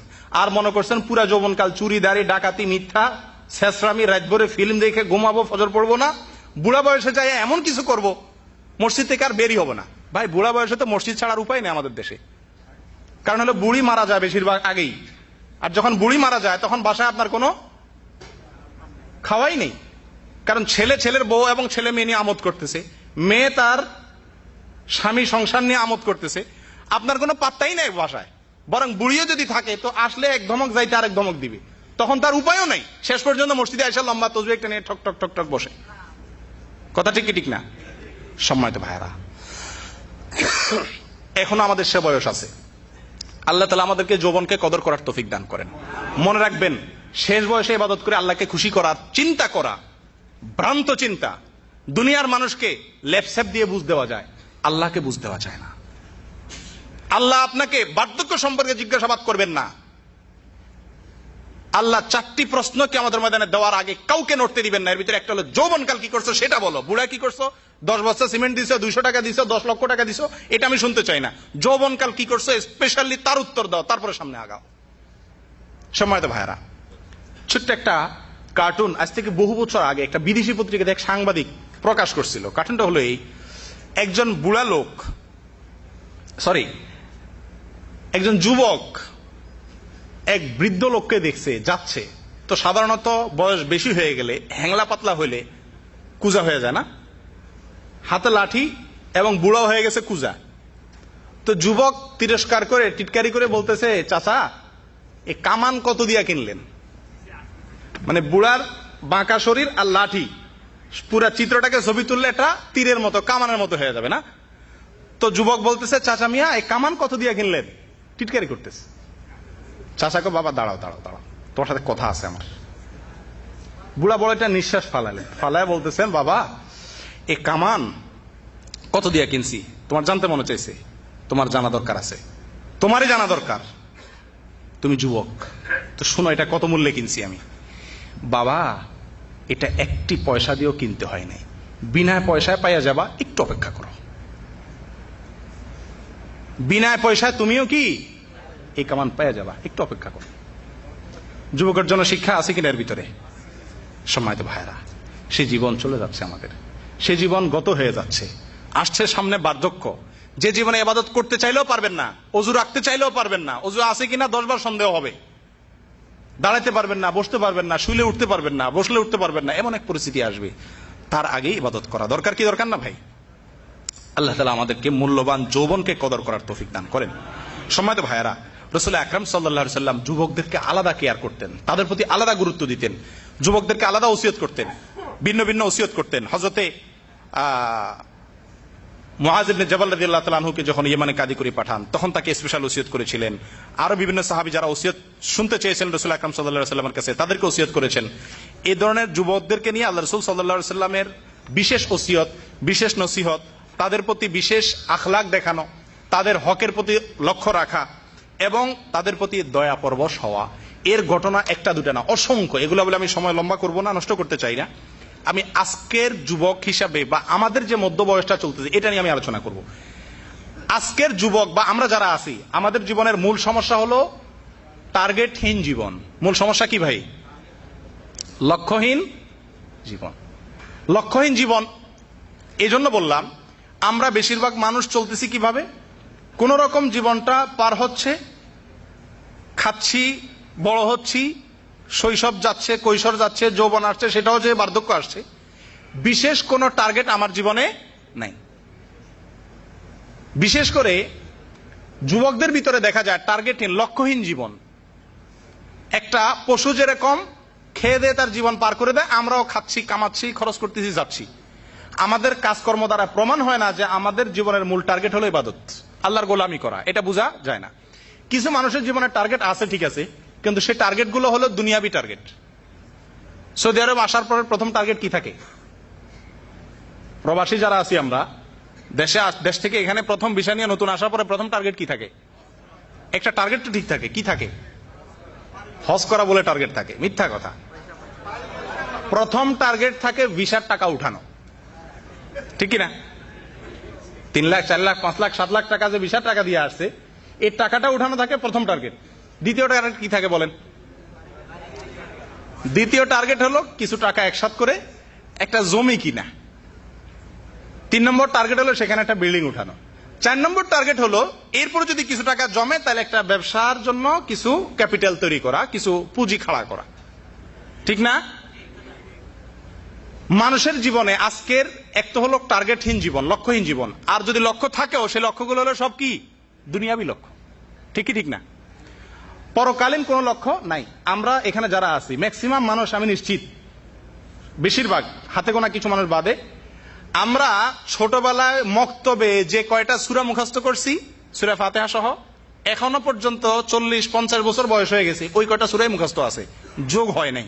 এই মানুষের সংখ্যা বেশি। দুনিয়ার ক্ষেত্রে যতটুকু ছিল তার থেকে অনেক বেশি হয়ে গেছে। একজনও পাবেন না যে তার জীবনের শুরুর দিকে যে অবস্থায় ছিলেন এখনো সেই অবস্থায় আছেন, এরকম কয়জন পাবেন আপনি? খুবই নগণ্য। কিন্তু দিনের বেলায় আসলে, ইসলামের বেলায় আসলে ছোটবেলা যা শিখছি ঠিক ওইটুকুই আছে, নতুন করে কোনো কিছু যোগ করিনি। সম্মানিত ভাইয়েরা, এটা হলো আমাদের লক্ষ্যহীন জীবনের ফল। এর পরিণতি কি হবে? ফার্মের মুরগি।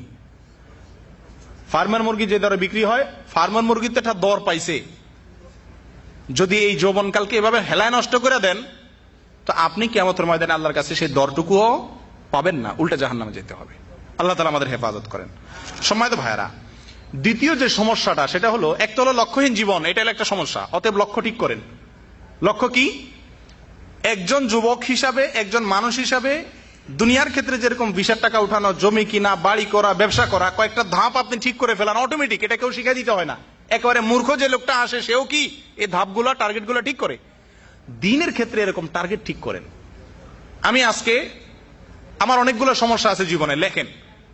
একজন মুসলিম হিসাবে আমার দুর্বলতার কোনো শেষ নেই। আমি নামাজ আদায় করি না, আমি ইসলাম সম্পর্কে জানি না, আদায় করলেও নামাজ সঠিকভাবে করি না, বা সব ওয়াক্তগুলো সময় মতো করি না, আবার করলেও সঠিকভাবে 100% সহিভাবে আমার হচ্ছে কি হচ্ছে না সন্দেহ আছে। এরকম ইবাদতের যত দিক আছে সবগুলাকে একটা কাগজে লেখেন। আমি প্রায় সময় বিভিন্ন জায়গায় ভাইদেরকে বলি, লেখেন দয়া করে। কেউ আজ পর্যন্ত আমল করছেন কিনা জানি না। আপনি যদি নিজের জীবনে পরিবর্তন চান, একটা কাগজে লিস্ট করেন, নিজেরটা নিজে লেখেন। আমার সমস্যাগুলো কোথায়? 1 নম্বর সমস্যা, ইসলাম সম্পর্কে যতটুকু জানা দরকার ছিল, কোরআন এবং হাদিস পড়া দরকার ছিল, সেটা আমি করি নাই। 1। দ্বিতীয় সমস্যা, কথার কথা, ইসলামের সবচেয়ে গুরুত্বপূর্ণ বিষয় হলো ঈমান, সেই ঈমানের ইলম নাই। দ্বিতীয় বিষয় হলো নামাজ। এই নামাজের ক্ষেত্রে হয়তো আমি 5 ওয়াক্ত জামাতের সাথে সময় মতো আদায় করি না, 2 ওয়াক্ত করি, 1 ওয়াক্ত করি না, 3 ওয়াক্ত করি, 2 ওয়াক্ত করি না, এটাকে লেখা। অথবা নামাজ আমি 5 ওয়াক্ত পড়ি এবং জামাতের সাথেই পড়ি, কিন্তু সঠিকভাবে খুশু খুজুর সাথে কোরআন এবং সুন্নাহ অনুযায়ী পড়ি না, বাপদাদাকে দেখে আসছি সেভাবেই করে আসছি। লেখেন। নামাজের ভিতরে আরো যেসব দুর্বলতা আছে সেগুলো লেখেন, চিন্তা করেন, ভাবেন। নামাজের পরে যাকাতের অবস্থান। আমি সৌদি আরব আসছি, অনেকদিন টাকা কামাই করার পরে আলহামদুলিল্লাহ আমার প্রচুর পরিমাণ সম্পদ আল্লাহ তাআলা দিয়েছেন। সবারই কম বেশ আমরা যাকাতের পর্যায়ে চলে আসছি। যাকাত আমি দিচ্ছি কি দিচ্ছি না, হিসাব করে পাই পাই করে দিচ্ছি কি দিচ্ছি না, এই দুর্বলতা আমার আছে কিনা লেখেন। এভাবে আমার ব্যবহার, বাবা মার সাথে, স্ত্রীর সাথে, পরিবার পরিজনের সাথে, প্রতিবেশীর সাথে আমার আখলাক ভালো কিনা লেখেন। 30টা 20টা 40টা আপনার সমস্যা চিহ্নিত করেন, কইরা কিচ্ছু করার দরকার নেই, শুধুমাত্র লেখা এটাকে রাখা দেন। মাঝে মধ্যে খুলে শুধু দেখেন যে আমার জীবনে এই সমস্যা। ইনশাআল্লাহ একদিন আপনার ভিতরে পরিবর্তনের স্পৃহা আসবে, চিন্তা আসবে যে আমাকে পরিবর্তন হতে হবে। সম্মানিত ভাইরা, এইটা গেল টার্গেটের কথা। যৌবনকালের আরেকটা বড় সমস্যা হলো নৈরাশ হয়ে যাওয়া। কি হয়ে যাওয়া ভাই? আমরা বেশিরভাগ যুবক ভাইদের চিন্তা হলো যে আল্লাহ বোধহয় আমার কি করবেন না, আমাকে মাফ করবেন না। আমি এত বছর নামাজ পড়ি নাই, এত বছর এত চুরিদারি করছি, এত হালাল হারামের বেপরোয়া ভাবে হারাম খাইছি, ভক্ষণ করছি, আমার বোধহয় আল্লাহ তাআলা কি করবেন না, মাফ করবেন না। এরকম একটা নৈরাশ্য ভাব মানুষের ভিতরে আসে, আর এটা শয়তান সৃষ্টি করে। আল্লাহ কোরআনে কারীমের ভিতরে বলেন, ওয়ালা ইয়াইআস মির রাউহিল্লাহ ইল্লাল কওমুল কাফিরুন। কাফেররা ছাড়া আর কেউ আল্লাহর রহমত থেকে কি হয় না, নিরাশ হয় না। আমাদের অনেক ভাইয়ের মধ্যে একটা নৈরাশ্য ভাব আছে, আমরা মনে করি যে আল্লাহ বোধহয় আমাকে মাফ করবেন না। আমাদের দেশে দোয়া করার জন্য মানুষ হুজুর ভাড়া করে না। যত দোয়া আছে, কোন দোয়ার জন্য হুজুর ভাড়া না করে হুজুর কন্ট্রাক্ট আনে যে হুজুর আপনি দোয়া করে দেন। মৌলভী সাহেব দোয়া করে দেয় না, নিজে দোয়া করে না। যদি নিজে দোয়া করতে বলা হয়, একটা কথাই বলে, আমি গুনাহগার মানুষ, আমার দোয়া কি আল্লাহ কবুল করবে? যারা এই কথাটা বলে তাদেরকে আমি একটা কথা বলি, পৃথিবীতে শয়তানের চাইতে খারাপ কোন মানুষ জন্মগ্রহণ করছে এ পর্যন্ত? কিয়ামত পর্যন্ত করবে? সে ইবলিস। সে কি করতেছে? আল্লাহ তাআলার সবচেয়ে রাগের মুহূর্ত যখন আল্লাহ বলছে আদমকে সিজদা কর, ইবলিস বলছে না, করব না। আল্লাহ রাগ হয়ে গেলেন। আল্লাহর রাগ হওয়ার পরেও ইবলিসের মতো অপরাধী, আল্লাহর সামনাসামনি নির্দেশ লঙ্ঘনকারী, এত বড় পাপিষ্ঠ, সে আল্লাহ তাআলার কাছে চায়া বসছে। কি চায়া বসছে? কি চাইছে আল্লাহর কাছে ইবলিস সেদিন? হায়াত চাইছেন।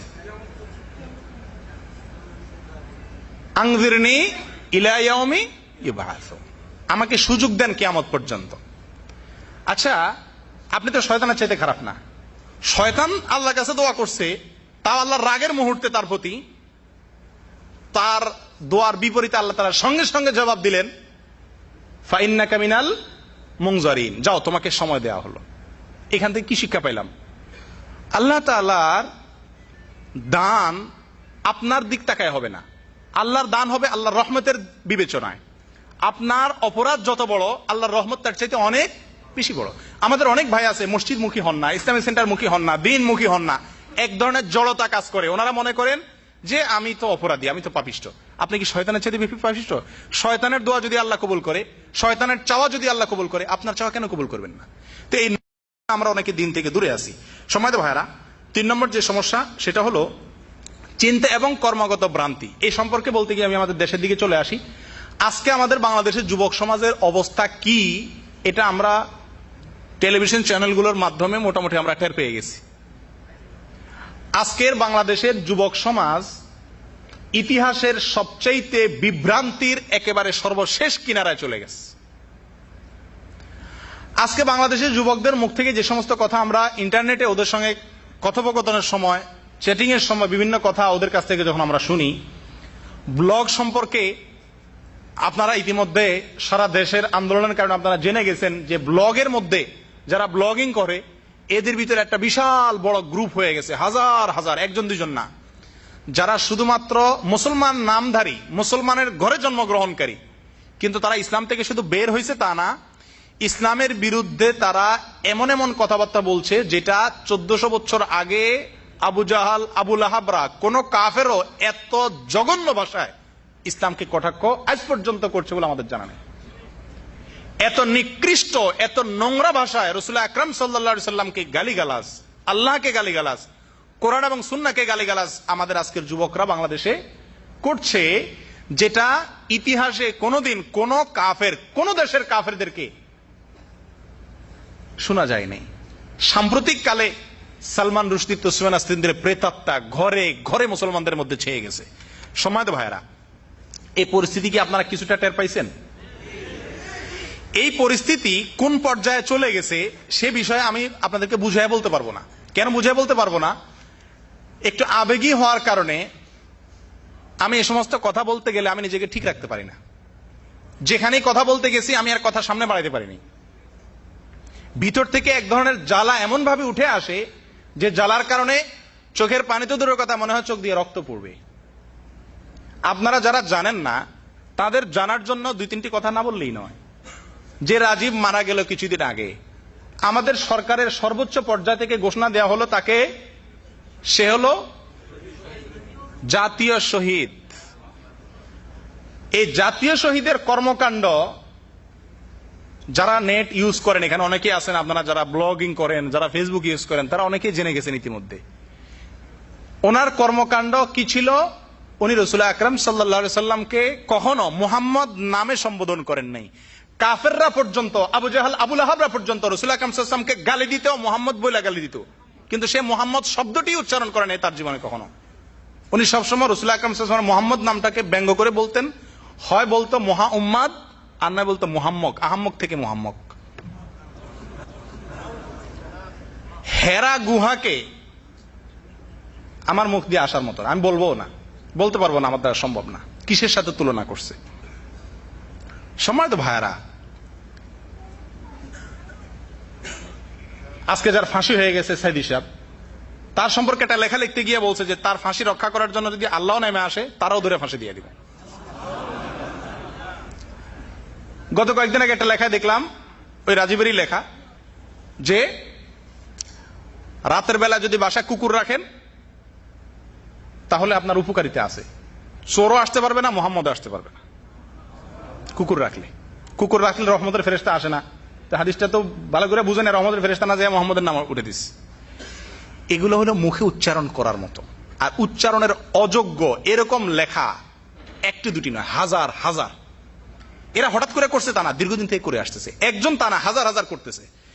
এদের অনুসরণ করে, এদের পিছনে পড়ে আজকে বাংলাদেশের যুবক সমাজ ধ্বংসের শেষ কিনারে চলে গেছে। আমি স্পষ্ট ভাষায়, আপনাদের ভিতরে বহু মানুষ মনে কষ্ট পাবেন আমি জানি, অনেক মানুষ হয়তো আমাকে বলবেন যে আমি রাজনৈতিক কথা বলছি, কিন্তু আমি এই কথাগুলো না বললে আল্লাহর আসামিতে আমি কাঠগড়া হয়ে থাকবো, আসামি হয়ে থাকবো। আল্লাহর কাঠগড়াতে, আমাকে বলতেই হবে। বিধায় আপনারা যদি মনে কষ্ট পান, আস্তে, মসজিদ আমরা আওয়াজ না করি। না না না না, তাকবীর না, তাকবীর না, নিষেধ ভাই। মসজিদে কোনো নারায় তাকবীর না, এখানে শুধু শুনেন ভাই। এখানকার নারায় তাকবীরে বাংলাদেশ পরিবর্তন হবে না। যেটা করলে পরিবর্তন হবে সেটা করেন। আমার কথা বুঝতে পারছেন?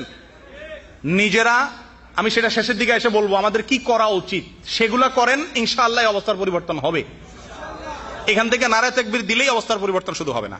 সময় তো ভাইয়ারা, এই নাস্তিকরা যখন আল্লাহ রসুলকে নিয়ে এই ধরনের গালিগালাজ করছে, এগুলা দেশের সর্বোচ্চ পর্যায়ে পর্যন্ত সবার কাছে গেছে। কারণ পত্রপত্রিকা যখন প্রকাশ হয়েছে, সবাই এটা 16 কোটি মানুষের প্রত্যেকটা লোক এগুলা জানছে। এখন তাহলে সরকার জানে নাই? সেই সরকার তাকে জাতীয় শহীদ ঘোষণা করে। ভাই, শহীদ কে হবে না হবে এই সিদ্ধান্ত দেওয়ার কথা ওলামা একরামের। শহীদকে, এটা তো 1 নম্বর কথা, তো এটা আল্লাহ ছাড়া কেউ জানেনি না। তারপরেও কোরআন এবং হাদিসের আলোকে শহীদের সংজ্ঞার ভিতরে কারা পড়ে না পড়ে, শহীদ এটা একটা কোরআনের শব্দ, ঠিক কিনা, হাদিসের একটা শব্দ। এটার ব্যবহার কারা করার কথা, সেটার ব্যবহার করতেছে এখন সুরুজ্জিত সেন, সেটার ব্যবহার করতেছে এখন তোফায়েল আহমদ, সেটার ব্যবহার করতেছে এখন সরকারের মন্ত্রীরা। তারা ফতুয়া দিচ্ছেন উনি শহীদ। আর রাসূল আকরাম সাল্লাল্লাহু আলাইহি সাল্লামের ভালোবাসায় ওনার অবমাননাকারীদের বিরুদ্ধে মুখে শান্তিপূর্ণ প্রতিবাদকারী ইমাম এবং আলেমদেরকে গুলি করে হত্যা করার পরে তাদের নাম হলো জঙ্গি, আর রাজীব হলো শহীদ। শুধু কি তাই? এই নাস্তিকরা বাংলাদেশে, ভারত এবং বাংলাদেশে কোনোদিন নাস্তিকদের, ইসলাম বিদ্রোহীদের কোনোদিন জায়গা হয় নাই। বাংলাদেশের মানুষ নামাজ রোজা করুক আর না করুক, ইসলাম বিদ্রোহীদের কখনো ঠিকানা দেয় নাই। স্বাধীনতার পরপর একটা ছিল দাউদ হায়দার, কবি, একে দেশ থেকে বিতাড়িত করে ছাড়ছে এই দেশের মুসলমানরা। তারপরে এর আগে বিএনপি সরকারের আমলে ছিল তসফিয়া নাসরিন, তাকে দেশ থেকে বিতাড়িত করে ছাড়ছে বাংলাদেশের মুসলমানরা। আজকের যে নাস্তিকরা আসছে, এদের 19 জনের নাম সরকারের কাছে পেশ করার পরে সরকার তাদের প্রত্যেকের সাথে বডিগার্ড, গানম্যান দিয়ে তাদেরকে নিরাপত্তা দিছে। এদের ভিতরে আসিফ মহিউদ্দিন একজন আছে, আরো অনেক আছে, যাদের ফেসবুকের লেখাগুলো এখনো আছে ইসলামের বিরুদ্ধে, তাদের গালিগালাজগুলো, তাদেরকে সরকার নিরাপত্তা দিছে। মিডিয়া তাদেরকে মহাবীর এবং মুক্তিযোদ্ধা হিসাবে প্রমাণ করছে। ভাই, আমাদের মুক্তিযুদ্ধ কি ইসলামের বিরুদ্ধে ছিল? আমাদের মুক্তিযুদ্ধ ইসলামের বিরুদ্ধে ছিল, কিন্তু আজকে এরা ইসলামের বিরুদ্ধে মুক্তিযুদ্ধকে দাঁড় করেছে, ঠিক না? আজকে দাঁড়ি টুপি দেখলেই সে কি রাজাকার, ঠিক না? হয় জঙ্গি নয় রাজাকার। এর ভিতরে একটা ভিতরে ইয়াং হলে জঙ্গি, আর একটু বয়স্ক হলে কি রাজাকার। এটা একটা মার্কা পরিণত করছে না? সময় তো ভাইরা, শাহবাগের তরুণদের কিছু অপকর্মের ভিতরে সৌদি আরবে যেহেতু আপনারা আছেন, আপনাদের স্বার্থ সংশ্লিষ্ট একটা কথা শেয়ার না করলেই নয়। সবাই তার ফেসবুকে ব্যবহার করে না, এই জন্য বলা জিনিসগুলো। তারা ওখানে ফাঁসির অভিনয় করতে গিয়ে অসংখ্য বুড়া, বিশেষ করে চাপ লম্বা দাঁড়িয়েলা এবং পাঞ্জাবি পরা মানুষদের গলায় ফাঁসি দিয়া বুকে লাগায় রাখছে সাইনবোর্ড, এরা যুদ্ধাপরাধী, এদের ফাঁসি চাই, এরা যুদ্ধাপরাধী। এরা বলতে কি, ওই বুড়াটা তো আর যুদ্ধাপরাধী না, এটা তো অভিনয়, তাকে তো জাস্ট অভিনয় করা হচ্ছে না। এরা বলতে কি বোঝানো হয়েছে? এই বুড়ার মুখে দাঁড়িয়ে আছে, মাথায় টুপি আছে আর পাঞ্জাবি আছে, এরা যুদ্ধাপরাধী। এটা বুঝতে কি পণ্ডিত হওয়ার দরকার আছে? এরা বলতে তো এই বুড়া তো আর যুদ্ধাপরাধী না, ও তো তাদের লোক, অভিনয় করতেছে তারা। তো এরা বলতে দাড়ি, টুপি এবং পাঞ্জাবি, এ মার্কার যারা আছে এরা হলো কি যুদ্ধাপরাধী। শুধু কি তাই? সৌদি আরবের স্বার্থ সংশ্লিষ্ট বিষয় দেখে বলি, সৌদি আরবের যে জাতীয় পোশাক, এদের সম্ভ্রান্ত ঐতিহ্যবাহী একটা পোশাক আবা। আপনারা দেখেন খতিবরা খুতবা দেওয়ার সময় কালো একটা আবা পরেন পাঞ্জাবির উপরে, তোপের উপরে। হারামাইনের খতিব সাহেবরা পরেন এটা, এদেশের বাদশা পরে, এদেশে ঐতিহ্যবাহী একটা পোশাক। এই পোশাক পরে গলায় ফাঁস দিয়া বলতেছে এরা রাজাকার। আমার প্রশ্ন হলো, বাংলাদেশের রাজাকার বা যুদ্ধাপরাধী হিসেবে যারা অভিযুক্ত, তাদের কে এই পোশাকটা পরে? কেউ পরে? আজকের যারা জেলে আছে তাদের কেউ এই পোশাকটা পরে? তাহলে এই পোশাকটা পরানোর লক্ষ্য কি, উদ্দেশ্য কি? এদের কি রাজাকার টার্গেট না ইসলাম টার্গেট? সম্মানিত ভাইয়ারা, সমস্ত মিডিয়া বলতে গেলে প্রায় সমস্ত মিডিয়া এদের সাথে দলবদ্ধভাবে কাজ করে যাচ্ছে। আজকের নাটক এবং সিনেমাগুলোতে সবচেয়ে লম্পট, সবচেয়ে চরিত্রহীন বদমাইশ যে চেয়ারম্যানটা হবে, তার মাথায় একটা টুপি, মুখে দাড়ি দিবে। এর মানে কি? টুপি এবং দাড়িকে সমাজের ভিতরে কালার করা। ইতিমধ্যে কালার হয়ে গেছে সমাজের মধ্যে, নতুন করে এটা বলার কিছু নেই। সম্মানিত ভাইয়েরা, এই পরিস্থিতি যখন আমাদের দেশের, আমরা এখানে যারা সৌদি আরবে আছি, আমাদের কি করার আছে? পরিস্থিতি সম্পর্কে আমরা সবাই কম বেশ জানি, সবাই মোটামুটি অকেফাল আছি। এই পরিস্থিতিতে আমাদের করণীয় কি? বিশ্ব পরিস্থিতি সম্পর্কে আমরা জানি, সারা দুনিয়াতে সন্ত্রাসী হলো মুসলমানরা। জঙ্গি বলতে কাদেরকে বোঝানো হয়? মুসলমানরা। সারা দুনিয়াতে কয়েকটা জায়গায় যুদ্ধ চলতেছে। এই দেশগুলো আমরা একটু দেখি, কোন কোন দেশের যুদ্ধ চলতেছে এখন বর্তমানে। আফগানিস্তান, সিরিয়া, কাশ্মীর, ফিলিস্তিন, ইরাক চলতেছে। যে কয়টা দেশে যুদ্ধ চলতেছে, এই সবগুলা দেশ অমুসলিম দেশ না মুসলিম দেশ? এই দেশগুলাতে মুসলমানরা মারতেছে না মুসলমানদেরকে মারতেছে? সারা বিশ্বে মার খাচ্ছে মুসলমানরা, সন্ত্রাসীও কে? কি সুন্দর যুক্তি! এটা যদি তারা বলতো, আমার আক্ষেপ ছিল না, তাদের সঙ্গে আজকে আমাদের নামধারী মুসলমানরাও বলতেছে। আফসোসটা হলো সেখানে। সম্মানিত ভাইয়ারা, পৃথিবীর ইতিহাসে বড় বড় কিছু গণহত্যা হয়েছে, লক্ষ লক্ষ মানুষ যারা হত্যা করছে। হিটলার কত লক্ষ ইহুদি হত্যা করছে?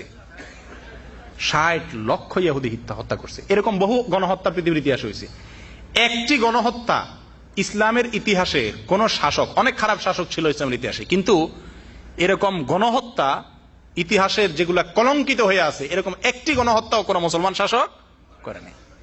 ভারতবর্ষ মোগলরা শাসন করছে কত বছর? 700 বেশি বছর, 750 বছর প্রায়। ভাই, এই মোগলরা এত বছর শাসন করছে, মোগলরা সহি ইসলামের উপরে পুরোপুরি ছিল না, কিন্তু তারপরেও ইসলামকে লালন করত, হোক না কিছুটা ভেজাল ইসলাম।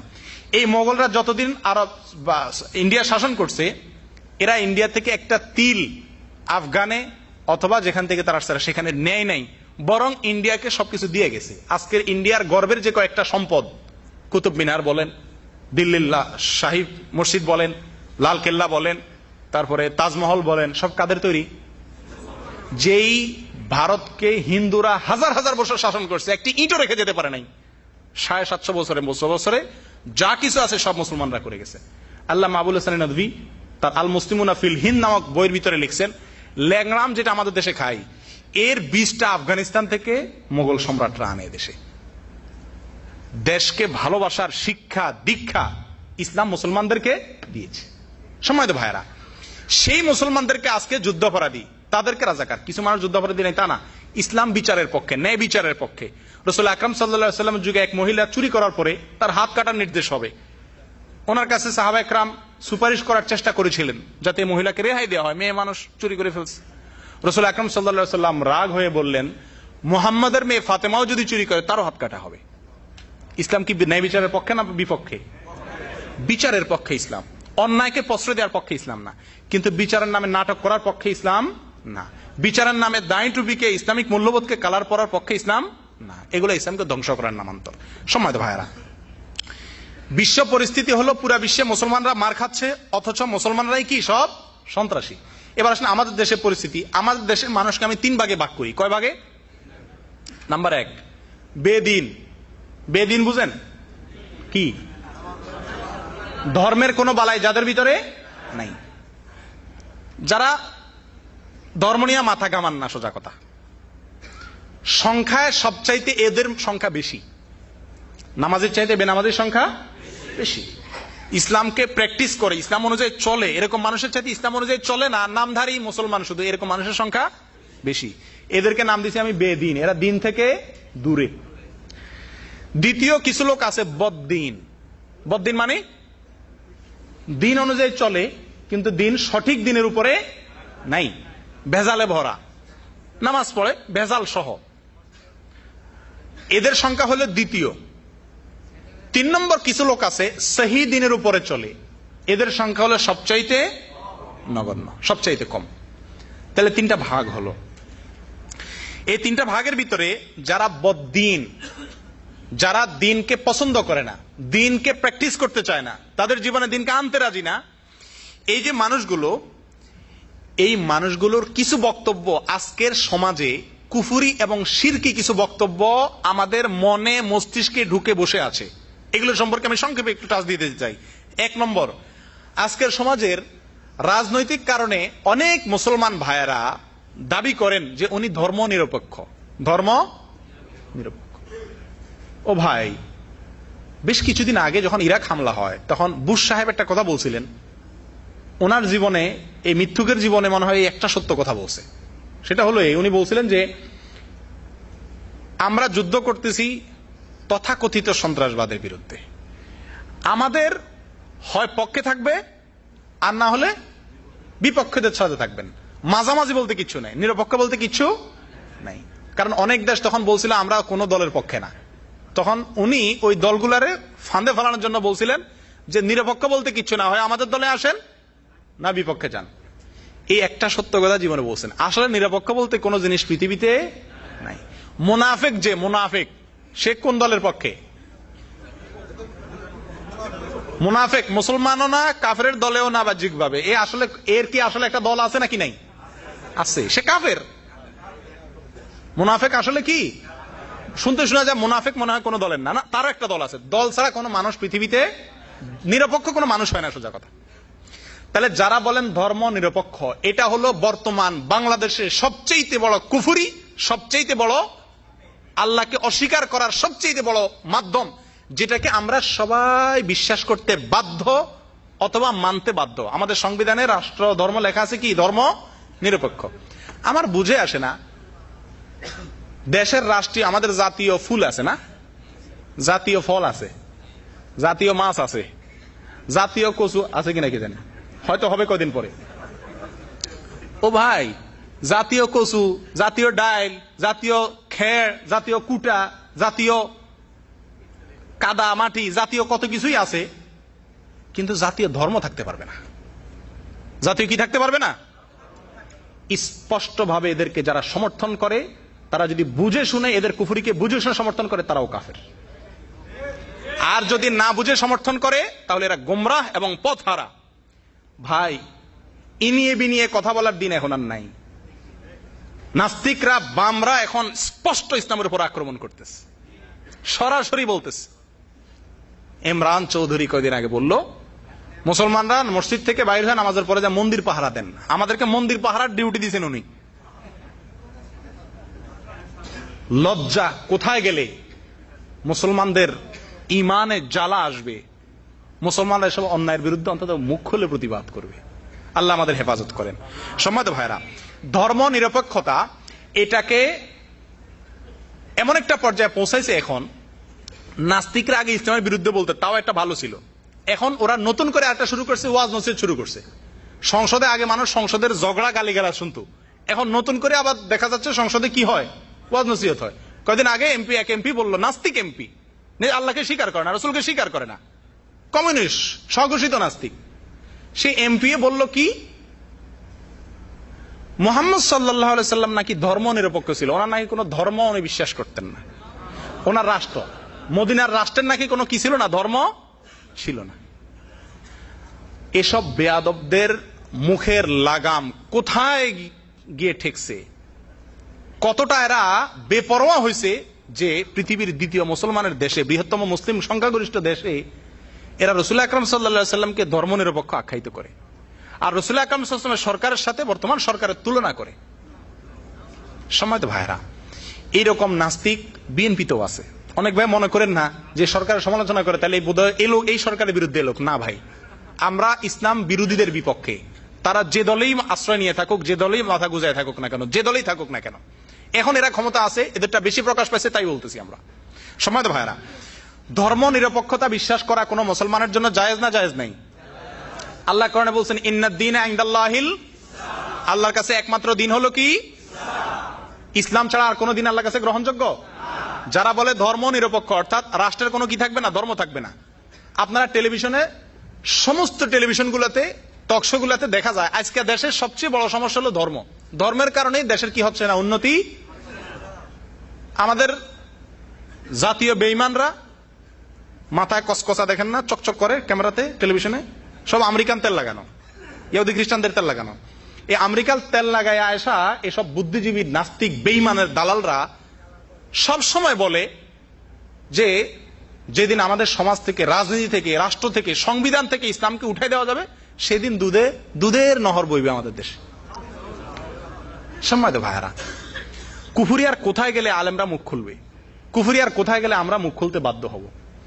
এই সমস্ত কুফরি ওরা নিজেরা করতো এক সময়, এখন 16 কোটি মানুষকে তার দিকে আহ্বান করতেছে, এবং শত শত লক্ষ লক্ষ যুবকরা বিভ্রান্ত হয়ে গেছে, ঈমান হারা হয়ে গেছে। আগে একটা সুবিধা ছিল, এককালে মানুষ কাফের হয়ে গেলে মুসলমান থেকে অমুসলমানদের দলে চলে যেত, বুঝা যেত এই লোকটা কাফের হয়ে গেছে, বেঈমান হয়ে গেছে, মোরতাদ হয়ে গেছে। এখন অমুসলমান হয়ে মসজিদেই থাকে, সে অমুসলিম কিন্তু আবার নামাজ পড়তে আসে, আবার দেখবেন টুপি লাগায়, আবার সে আল্লাহরে বিশ্বাসও করে না। সম্মানিত ভাইয়েরা, ধর্ম নিরপেক্ষ যদি কেউ বিশ্বাস করে তার ঈমান থাকবে না। কেন থাকবে না? কারণ হলো আল হাক্কু ওয়াদিহ, সত্য একেবারে সুস্পষ্ট। সত্য একেবারে কি সুস্পষ্ট। আল্লাহ তাআলা বলছেন যা আল হক ওয়া যাহাকাল বাতিল, হক এসে গেছে, বাতিল বিদরিত হয়ে গেছে, সন্দেহ করার কোনো অবকাশ নাই। আপনারা যখন কবরে জিজ্ঞাসা করবে ওমা দীনুকা, 3টা প্রশ্ন করবেন না? যারা বলেন করেন যে আমি মুসলমান আবার ধর্ম নিরপেক্ষ, আপনারা যদি কবরে জিজ্ঞাসা করে তোমার ধর্ম কি, 3টা প্রশ্ন জিজ্ঞাসা করবেন না? আল্লাহ ফেরেশতা মান রব্বুক ওমা দীন নবিয়ুক ওমা দীনুক, যখন তোমার দিন কি এটা জিজ্ঞাসা করা হবে, তখন যে ধর্ম নিরপেক্ষ সে কি বলবে? বলবে আমার ধর্ম নিরপেক্ষ। মুগের বাড়ি একটাও নিচে পড়বে না, সব পিঠে পড়বে। সম্মানিত ভাইয়ারা, এই একটা কুফরি আজকে সমাজে ছেয়ে গেছে। কবর পূজা, মাজার পূজা আমাদের সমাজে যেরকম একসময় ছেয়ে ছিল, আলহামদুলিল্লাহ এখন কমতেছে। এই কুফারিটা এখন ঘরে ঘরে ঘরে ঘরে মানুষের মুখে মুখে পৌঁছে গেছে। অনেক মানুষ মনে করে এটা ঠিক, অথচ এটা কুফরি। ধর্মের ব্যাপারে কোনো মুসলমান নিরপেক্ষ থাকতে পারে না, অসম্ভব। আচ্ছা, এই বুদ্ধিজীবীরা টেলিভিশনে ধর্মের বিরুদ্ধে কথা বলতে গিয়ে প্রায় সময় একটা যুক্তি আপনারা শুনুন, ওনারা বলে যে আচ্ছা রাষ্ট্র কি আবার নামাজ রোজা করে নাকি? রাষ্ট্রের ধর্ম দরকার কি? নামাজ রোজা কারা করে? মানুষ করে। তো আপনাদের ধর্ম যার যা, রাষ্ট্র তো ধর্ম করে না, রাষ্ট্রের ধর্ম থাকার দরকার কি? তো এক যুবক আদালতের এ জাতীয় একটা রিট বা মামলার পরিপ্রেক্ষিতে এক যুবক জজকে বলেছিল, জজ সাহেব আপনার যুক্তি আমি মানলাম, রাষ্ট্র বা দেশে তো আর নামাজ কালাম পড়ে না, দেশের ধর্ম দরকার কি? এই জন্য আমাদের ধর্ম আমরা যার যার, দেশের কোনো ধর্ম পরিচয় থাকার দরকার নেই। তা আপনার কাছে আমার প্রশ্ন, দেশে কি কথা বলে? তাহলে রাষ্ট্রের আবার ভাষাতে আছে, রাষ্ট্রভাষা বাংলা কেন? আবার এটার জন্য আবার যুদ্ধ করলাম, স্বাধীনতা অর্জন করলাম, আন্দোলন করলাম, এত কিছু করলাম, রাষ্ট্র নামাজ রোজা পড়ে না, সেজন্য রাষ্ট্রের ধর্ম দরকার নাই। তো রাষ্ট্র তো কথা বলে না, রাষ্ট্র ভাষা দরকার কি? নিজের বেলায় 16 আনা যদি বলে যে ভাই আপনার স্ত্রীটা অন্যজনের সাথে শেয়ার করেন, কেউ রাজি হবে? আপনি পকেটে যে টাকাগুলো আছে সেগুলোর পর উদার হয়ে যান, যে মনে চায় নেক, বাধা দিবেন না? দিবেন না। ধর্মের বেলায় আরেকটা কুফুরি, নব্য নাস্তিকতা আরেকটা হলো যে ধর্মের বেলা আমাদের উদার হতে হবে। কি হইতে হবে? উদার হইতে হবে। আমার সবচেয়ে আশ্চর্য লাগে এই নসিহত গুলা কারা করে? যাদেরকে মাটিতে শোয়া পেটের উপরে একটা পাড়া দিলে শুদ্ধ করে সূরা ফাতিহাটাও বলতে পারবে না। ওনারা ফতুয়া দেন আলেমদেরকে এবং 16 কোটি মানুষকে, মুসলমানকে শিখায় যে ধর্মের ব্যাপারে কি করা উচিত না, বাড়াবাড়ি করা, আর সব ব্যাপারে বাড়াবাড়ি করা যাবে। রাজনীতির নামে, দলবাজির নামে, অস্ত্র নিয়ে মহড়া করে সবকিছু করা যাবে, শুধুমাত্র ধর্মের বেলায় কি করা যাবে না? আল্লাহ কোরআনে বলছে ইন্নাল্লাহা লা ইউহিব্বুল মুতাদিন, আল্লাহ সীমা লঙ্ঘনকারী, বাড়াবাড়িকারীদেরকে আল্লাহ পছন্দ করে না। সেটা কি ধর্মের বেলা না যে কোনো বেলা? যে কোনো বেলা আল্লাহ তাআলা কি করেন না? বাড়াবাড়িকে পছন্দ। কিন্তু ধর্মের বেলা বাড়াবাড়ি কাকে? আপনি এটা গান শুনতেছেন, আমি যদি বলি ভাই গানটা শুনেন না প্লিজ, বন্ধ করেন, এটা হারাম, তো সঙ্গে সঙ্গে বলবে কি ভাই ধর্ম নিয়ে বাড়াবাড়ি করা ঠিক না। বাড়াবাড়ি কাকে বলে? বাড়াবাড়ি হলো সীমানার বাইরে যাওয়া। গান না শোনা এটা ধর্মের ভিতরের জিনিস না বাইরের জিনিস? ধর্মের ভিতরের জিনিস আমি বলতে গেলে আমি বাড়াবাড়ি কেমনে হবে? বাড়াবাড়ি হবে ধর্মে যেটা নিষেধ করে নাই, আমি যদি সেটাও নিষেধ করতে যাই তখন সেটা বাড়াবাড়ি হবে নাকি? আজকে এরা এই কথা বলে শত শত মানুষকে বিভ্রান্ত করতেছে। আগে টিভিতে আমার সবচাইতে ঘৃণিত টিভি ব্যক্তিত্বদের ভিতরে একজন নুরুল কবির, চাবায় চাবায় কথা বলে। উনি কয়েকদিন আগে বাংলাদেশে দেখলাম ফতুয়া দিচ্ছেন যে যারা, উনি বলেন যে আমি যতটুকু জানি কোরআন আর হাদিসে কোথাও বলা হয় নাই যারা নবীকে গালি দিবে তাদের কোনো শাস্তি দিতে হবে, তাদের কোনো শাস্তি দেওয়া যাবে না, তাদের শাস্তি আল্লাহই দিবে। কি মুমিন মুসলমান চিন্তা করছেন? আল্লাহু আকবার, আল্লাহর প্রতি কি বিশ্বাস! যারা নবীকে গালিগালাজ করবে এদের সাইজ করবে আমার আল্লাহ। আর যত বিচার আছে যুদ্ধপরাধ ইত্যাদি এগুলো সব আমার দায়িত্ব, যেগুলাতে আমার সুযোগ সুবিধা আছে আমি ইসলামে বাঁশ দিতে পারবো, যেসব বিচার দিয়া এইগুলো আমি করব। আর নবীকে গালি দিল, আল্লাহকে গালি দিল, এগুলার বিচার আমি করবো না, এগুলা কে করবে? মহান রব্বুল আলামিন করবেন। কোরআনে কারিমে আল্লাহ তাআলা স্পষ্ট ঘোষণা করেছেন 4টি শাস্তি আল্লাহ তাআলা জজকে বাইসা দিয়েছেন, 4টার ভিতরে একটা জজ নির্বাচন করবে। আল্লাযীনা ইউহারিবুনা আল্লাহ ওয়া রাসূলাহু, যারা আল্লাহ এবং আল্লাহর রাসূলের বিরুদ্ধে বিদ্রোহ ঘোষণা করবে। অমুসলমান হওয়া এক জিনিস, আপনার অমুসলমান হয়েছেন আপনারটা নিয়ে আপনি থাকেন, কিন্তু আপনি এবং আল্লাহ রসুল বিরুদ্ধে যুদ্ধ ঘোষণা করলেন, গালিগালাজ করতেছেন, কটাক্ষ করতেছেন, তা আপনার বিরুদ্ধে আল্লাহ তাআলা 4টি শাস্তি রাখছেন। 1 নম্বর ছুলে চড়িয়ে মৃত্যুদণ্ড, 2 নম্বর সাধারণ মৃত্যুদণ্ড, 3 নম্বর হাত পাও কাটা বিপরীত মুখ থেকে, 1 হাত 1 পাও, 4 নম্বর দেশান্তর করা। এই 4টির যে কোনো একটা শাস্তি আল্লাহ কোরআনে ঘোষণা করছেন রসুলের বিরুদ্ধে বিদ্রোহ করলে। ভাই আবু লাহাব রাসূল আকরাম সাল্লাল্লাহু আলাইহি সাল্লাম যখন আল্লাহ তাআলা কোরআনে আয়াত নাযিল করলেন, ওয়াংযির আশিরাতাকাল আকরাবিন, আপনি আপনার নিকট আত্মীয়দেরকে সাবধান করেন, তখন রাসূল আকরাম সাল্লাল্লাহু আলাইহি ওয়াসাল্লাম প্রথম প্রকাশে ইসলামের প্রচারের জন্য কোথায় উঠেছেন? কোথায় দাঁড়াইছেন? সাফা পাহাড়ের উপরে দাঁড়ায়া উনি বিভিন্ন গোত্রের নাম ধরে ডাকছেন, তোমরা আসো। সেখানে সবাই আসছে, তার ভিতরে আবু লাহাবও আসছে। তখন সবাই বলল, তুমি আমাদেরকে কি বলার জন্য ডাকছো মোহাম্মদ? উনি বলেন যে, আমি যদি তোমাদেরকে বলি পাহাড়ের পিছন থেকে শত্রু আসে তো তোমরা বিশ্বাস করবা? বলে, হ্যাঁ অবশ্যই বিশ্বাস করবো। কি করবা? বলে, এটা থেকে আত্মরক্ষার চেষ্টা করবো আমরা। রাসূল আকরাম সাল্লাল্লাহু আলাইহি সাল্লাম বলেন, যদি আমাকে বিশ্বাসী করে থাকো তো তোমাদের এই জীবনের আড়ালে, এই জীবনটা একটা পাহাড়ের মতো আড়াল হয়ে আছে, আখিরাতকে দেখছো না জীবনের কারণে, মৃত্যু হলে তখন দেখবা। এই জীবনের আড়ালে তোমাদের জাহান্নাম তোমাদের শত্রুর ভূমিকা অপেক্ষা করছে, সেটা থেকে বাঁচার জন্য তৌহিদে বিশ্বাস করো, আমার প্রতি ঈমান আনো।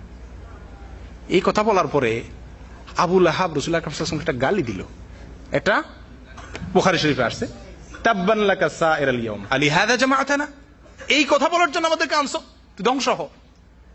রাসূল সাল্লাল্লাহু বদদুয়া দিয়ে কি বলল? তুই ধ্বংস হ।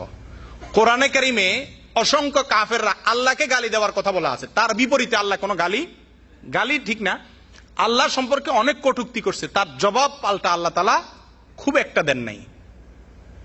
রাসূল আকরাম সাল্লাল্লাহু আলাইহি ওয়াসাল্লাম সম্পর্কে একবার মাত্র আবু লাহাব বলছিল তুমি ধ্বংস হও, সঙ্গে সঙ্গে আল্লাহ তাআলা সূরা তাব্বাত ইয়াদা নাযিল করে বললেন, তাব্বাত ইয়াদা আবু লাহাব ওয়া তাব, আবু লাহাব নিজে তার 2 হাত ধ্বংস হোক। শুধু এই বদদুয়া করেন না, এটাকে কোরআনের অংশ করে দিয়েছেন। 16 কোটি মানুষ কিয়ামত পর্যন্ত এই তাব্বাত ইয়াদা যতবার পড়বে ততবার আবু লাহাবের উপরে কি হবে? সে আমার রাসূল সাল্লাল্লাহু আলাইহি ওয়াসাল্লামকে গালি দিয়েছিল কয়বার? বদদুয়া করছিল। তার জবাবে আল্লাহ তাআলা সূরা তাব্বাত ইয়াদা নাযিল করায়া কোটি কোটি মানুষের মুখ দিয়া কিয়ামত পর্যন্ত তার জবাব দিতে আছেন। আর আমাদের নুরুল কবির সাহেব বলেন কি, রাসূল অমানার কোনো কি নাই, শাস্তি নাই। সম্মানিত ভাইরা, আমি কথা গোছায় আনতেছি। এই ধরনের নাস্তিকতাপূর্ণ কথা, বেঈমানদের কথা সীমার শেষ পর্যায়ে চলে গেছে, সীমা লঙ্ঘন করে গেছে। এদের কুফরিগুলোর ভিতরে একটা তো ধর্মনিরপেক্ষতা, আর এটা হলো ধর্ম নিয়ে বাড়াবাড়ি করা ঠিক না। আপনি যে কোনো হারাম কাজের ব্যাপারে বলতে চান যে এটা হারাম কাজ, সঙ্গে সঙ্গে বলবে ধর্ম নিয়ে বাড়াবাড়ি করিও না। যারা এটাকে বাড়াবাড়ি করার কথা বলছে, করে এটাকে অন্যায় মনে করতেছে, তারা নিঃসন্দেহে কুফরি করতেছে, কারণ হারামকে হালাল মনে করা কি? কুফরি। সম্মানিত ভাইরা, আরেকটা কথা খুব মুখরোচক, শুনতে খুব ভালো শোনা যায়। আমরা অনেকে হয়তো বলি ধর্ম যার যার, ধর্ম দলিল কি? লাকুম দীনুকুম ওয়ালিয়া দিন। ধর্ম যার যার, এটা দলিল কি?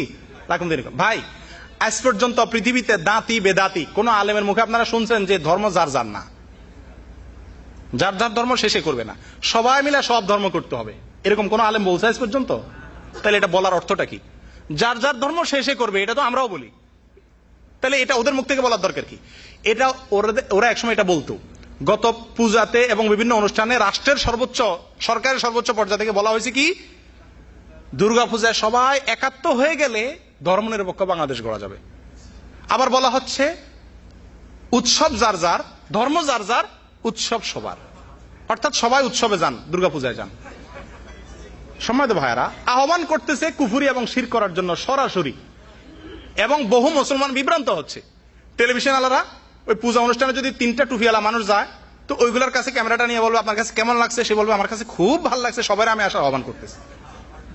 এই যে চক্রান্ত ইসলামের বিরুদ্ধে, এই যে ষড়যন্ত্রগুলো, এগুলোর একটা মুখরোচক বক্তব্য হলো ধর্ম যার যার, ধর্ম নিয়ে বাড়াবাড়ি করা ঠিক না। এটা বাড়াবাড়িটা কারে বলে? আল্লাহর আইন লঙ্ঘন করবা, আমি সেটার বিরুদ্ধে বলবো, এটার বাড়াবাড়ি বলে? কোনটা বাড়াবাড়ি আর কোনটা সঠিক, এটার ফতোয়া দিবে ওলামা একরাম, কিন্তু আজকে ফতোয়া দিচ্ছে কে? নাস্তিক এমপিরা, নাস্তিক টিভি টক শোরা, হিন্দুরা, তারা ফতোয়া দিচ্ছেন। সম্মানিত ভাইরা, এসব কথা থেকে বিরত থাকবেন। অনেকে মনে করেন ধর্ম যার যার, ধর্ম নিয়ে বাড়াবাড়ি করা ঠিক না। এই কথাগুলো কালিমাতে হক্কিন উরিদা বিহাল বাতিল, কথাগুলো সত্য কিন্তু মতলব খারাপ। 3 নম্বর আরেকটা কথা আমরা বলি, সেটা হলো এটা, নারীদেরকে আজকে নারী দিবস, আজকে বিশ্ব নারী দিবস।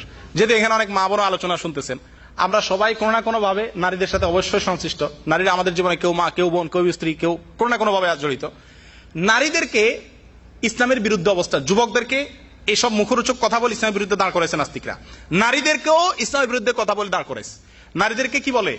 তোমাদেরকে সমান অধিকার দেওয়া হবে। কি দেওয়া হবে? তো সমান অধিকার পাইতে হলে কি করতে হবে? তোমাকে ঘরের বাইরে হইতে হবে, তোমাকে ইনকাম করতে হবে। কারণ তুমি যদি স্বামীর উপরে ডিপেন্ড থাকো, তার উপরে নির্ভর করো, তার ইনকামে চলো, তাহলে তোমার বড় গলায় কিছু বলার থাকবে না। সেই ইচ্ছা করলে তোমাকে বাইর করে দিতে পারে। তুমিও ইনকাম সোর্স বাইর করো, যাতে করে তুমিও তারা কি দিতে পারো, লাল কার্ড দেখাইতে পারো। এই একটা মুখরোচক কথা, শুনতে কত সুন্দর শোনা যায়। সময় তো ভাইরা, নারীকে আল্লাহ তাআলা সৃষ্টিগতভাবে কিছু দায়িত্ব দিয়েছেন, সৃষ্টিগতভাবে। যেমন সন্তান লালন পালন, সন্তান গর্ভধারণ, এটা কার কাজ? সন্তান গর্ভে ধারণ নারীর কাজ না পুরুষের কাজ? পৃথিবীতে কোন পুরুষ চাইলে সন্তান গর্ভধারণ করতে পারবে? নারী যদি বলে যে আমি তো 4টা সন্তান নিলাম, এবার তুমি একটা নাও, সম্ভব কারোর জন্য নেওয়া? সৃষ্টি আল্লাহ তাআলা এভাবে করছেন, জীবনের মূল্যবান একটা সময়, গর্ভধারণের 10টি মাস, তার আগের পরের এই দীর্ঘ একটা সময় নারীর দেহের ভিতরে আল্লাহ তাআলা সন্তান জন্মদানের সিস্টেম রেখে দিয়েছেন। এই ডিউটিটা নারীর না পুরুষের? নারীর। 2 নম্বরে আসেন, সন্তান জন্মগ্রহণের পরে তার যে খাদ্য, খাবার, দুধ, এটা আল্লাহ তাআলা পুরুষের বুকে রাখছেন না নারীর বুকে? পুরুষ চাইলেও কি এই দায়িত্বটা পালন করা সম্ভব? কিয়ামত পর্যন্ত নারী তার এই দায়িত্ব পালন করতে বাধ্য কি বাধ্য না? এরপরে আসেন সন্তান লালন পালন। এটাও আল্লাহ তাআলা মায়ের সঙ্গে সন্তানের লালন পালনের একটা ন্যাচারাল সিস্টেম আল্লাহ তাআলা করে রাখছেন। এটা বাপে চাইলেও কি হয় না, সম্ভবপর হয় না। সম্মানিত ভাইয়েরা, নারীর গর্ভে যখন সন্তান থাকবে তখন তার জন্য বাহিরে মাটি কাটাটা অথবা গাড়ির ড্রাইভিং সিটে বসা অথবা অফিস করা উপযোগী না বাসায় থাকা উপযোগী? সন্তানকে দুধদানের সময়, মাসিকের সময়, সন্তান প্রসব পরবর্তী রক্তস্রাবের সময় বাসাটা তার জন্য উপযোগী না? আল্লাহর সৃষ্টির সিস্টেমের দিকে তাকাইলে যার মাথায় ঘৃণা আছে সে চিন্তা করবে নারীর দায়িত্ব ভিতরে বাহিরে না। আজকে কি করা হয়েছে? নারীকে বলা হয়েছে তোমাকে স্বাধীন করা হবে, তোমাকে তোমার অধিকার দেওয়া হবে। অধিকারের নাম দিয়া নারীকে ডিউটি করাচ্ছে না? আপনিও চাকরি করেন, ম্যাডামও চাকরি করে। আচ্ছা, ফলাফল কি দাঁড়ালো? ফলাফল দাঁড়ালো এই, ম্যাডামের যে দায়িত্বগুলো আল্লাহ তাআলা দিয়ে রাখছেন, সন্তান প্রসব করা, মাসিক হওয়া, অন্যান্য যে দায়িত্বগুলো আল্লাহ দিয়ে রাখছেন, এগুলোর ম্যাডাম তো ঠিকই পালন করতে হচ্ছে নাকি? না সেগুলো আপনি নিতে পারছেন অর্ধেক? ম্যাডামকে আল্লাহ তাআলা যে ন্যাচারাল দায়িত্বগুলো দিয়েছেন, সন্তান গর্ভধারণ করা, দুগ্ধদান করা, লালন পালন করা, আরো অন্য যেসব দায়িত্ব আছে, মাসিকের যে সমস্ত গ্লানি আছে, এগুলো সব নারী নিজে বহন করতেছে কি করতেছে না? এগুলোর পাশাপাশি অতিরিক্ত আপনি যে ইনকাম করতেছেন তার থেকে একটা দায়িত্ব উনিও নিলেন। এখন আপনি 10,000 টাকা বেতনে চাকরি করেন, উনি 5,000 টাকা বেতনে চাকরি করে, উনিও আপনার দায়িত্ব ছিল ইনকাম করা, সেখানকার অর্ধেক ওনার ঘাড়ে দিলেন। নারীরে অধিকার দেওয়ার নাম করে তার যে ডিউটি আছে সেটা তো করাচ্ছেনই, আপনার ডিউটির অর্ধেক তার দিয়ে করে নিচ্ছেন। ইসলামের ভিতরে মুক্তি আজকে আমাদের মা বোনদেরকে বিভ্রান্ত করে রাস্তা বের করছে, আজকে আমাদের মা বোনদেরকে বিভ্রান্ত করে ইসলাম সম্পর্কে ভুল বুঝাচ্ছে। আমরা যারা যুবক আছি আমাদের করণীয় আছে, আমাদের দায়িত্ব আছে। আল্লাহ তাআলা আমাদের উপরে যে দায়িত্ব দিয়ে রাখছেন এই সমাজকে পরিবর্তনের জন্য সবচেয়ে বড় দায়িত্ব যুবকদের। আমরা কি করব একজন যুবক হিসাবে? 1 নম্বর, এই সমস্ত পরিস্থিতি দেখে একজন মুসলিম হিসেবে তওবা করা দরকার। আমাদের কি করা দরকার ভাই? সচেতন, শক্তিশালী, সামর্থ্যবান পুরুষ হিসাবে আমরা তওবা করব, আল্লাহর কাছে ইস্তেগফার করব, পিছনের যে জীবন গেছে নতুন জীবন গড়ব। আমি ইসলামের ধারক হব, আমি খাব্বাব রাদিয়াল্লাহু তাআলার মতো ইসলামের ঝান্ডাবাহী হব। ইসলামের ধারণ করার দায়িত্ব একজন মুসলিম হিসাবে আপনারও, শুধুমাত্র আলেমদের দায়িত্ব না। আমাদের দেশে যে কোনো আন্দোলনে ইসলামের বিরুদ্ধে কিছু হলে দেখা যায় একটু পিয়ালা কিছু মানুষ বাইরে হয়েছে, কেন? বাকিদের রসুল নাই, বাকিদের আল্লাহ নাই, বাকিদের জান্নাত জাহান্নাম নাই, তাদের দায়িত্ব নাই? আমাদের সবার দায়িত্ব আছে। অতএব 1 নম্বর কাজ হলো তওবা করা। কি করা দরকার ভাই? তওবা হলো কি? দল পরিবর্তন করা। রাজনৈতিক দল পরিবর্তন করে দেখেন না, সেম এরকম তওবা হলো জীবনকে পরিবর্তন করা। সম্পূর্ণ নিজের জীবনের টার্গেট বানান আল্লাহ এবং আল্লাহ রাসূল সাল্লাল্লাহু আলাইহি সাল্লামকে। জীবনে যা করেছেন এর জন্য আল্লাহর কাছে ক্ষমা চেয়ে ইসলামকে আমার জীবনের সবচেয়ে বড় টার্গেট হিসাবে স্থির করে ইসলামের ঝান্ডাকে সমাজে প্রতিষ্ঠিত এবং উঁচু করার জন্য জীবনে সংকল্প করেন। এটা হলো তওবা। 2 নম্বর, এই তওবা করে আপনি ইসলামের খেদমত করতে হলে আপনাকে ইলম অর্জন করতে হবে। কি করতে হবে? ইলম অর্জন না করার ফলে একটা সমস্যা দেখা দেয়। কি সমস্যা দেখা দেয়? ইলম অর্জন না করার ফলে আপনি ভালো করতে গিয়ে কি করবেন? খারাপ করবেন। আমাদের দেশে কিছু ভাই আছেন ইসলামের পক্ষে কাজ করতে গিয়ে ইসলাম বিরোধীদেরকে মোকাবেলা করতে গিয়ে এমন কিছু পথ অবলম্বন করেন যেগুলোকে ইসলাম সাপোর্ট করে না। যেমন আমাদের শেখ আব্দুল্লাহ হাদি ইঙ্গিত করেছেন, অনেকে জিহাদের ডাক দিয়েছেন। অনেক তথাকথিত মুফতিরা স্পষ্টভাবে বলছেন বাংলাদেশে এখন কি করা ফরজ? জিহাদ করা ফরজ। মনে রাখবেন, জিহাদ একমাত্র অস্ত্রের জিহাদ যেটা, এটা একমাত্র কার বিরুদ্ধে হতে পারে? কাফেরের বিরুদ্ধে হতে পারে। এমনকি মুনাফিকের বিরুদ্ধে জিহাদের কোনো অনুমতি ইসলাম দেয় নাই। রাসূল আকরাম সাল্লাল্লাহু আলাইহি ওয়াসাল্লাম কোনো মুনাফিককে হত্যা করছেন? করেন নাই। তাহলে মুনাফিকের বিরুদ্ধে কোনো যুদ্ধ কি চলবে? চলবে না। একটা উপমা অনেকে হয়তো শুনছেন বা বুঝার জন্য, একটা সাপ আপনার সামনে পড়ে আছে, সামনে দিয়ে যাচ্ছে, বিষাক্ত সাপ। এটাকে মারা সহজ না কঠিন? তুলনামূলক সহজ। আরেকটা সাপ আপনার হাতার ভিতরে ঢুকে বসে আছে, এর মারা সহজ না কঠিন? একে মারতে গেলে কামড় দিতে পারে। একে মারতে হলে অত্যন্ত টেকফুলি মারতে হবে, কৌশলে মারতে হবে। যেই সমাজে মুসলমানদের লেবাস ধারণ করে, মুসলমানদের নাম ধারণ করে, মুসলমানদের ভিতরে ঢুকে ইসলামের বিরুদ্ধে ষড়যন্ত্র করতেছে, সেই ষড়যন্ত্রে এদেরকে মোকাবেলা করা সহজ না, কঠিন। এদেরকে লাঠি মারলেই হবে না, কারণ তারা তো নামে মুসলমান, মুখে মুসলমান দাবি করতেছে। আপনি তাদেরকে হত্যা করার অনুমতি নাই যেমনি সেমনি।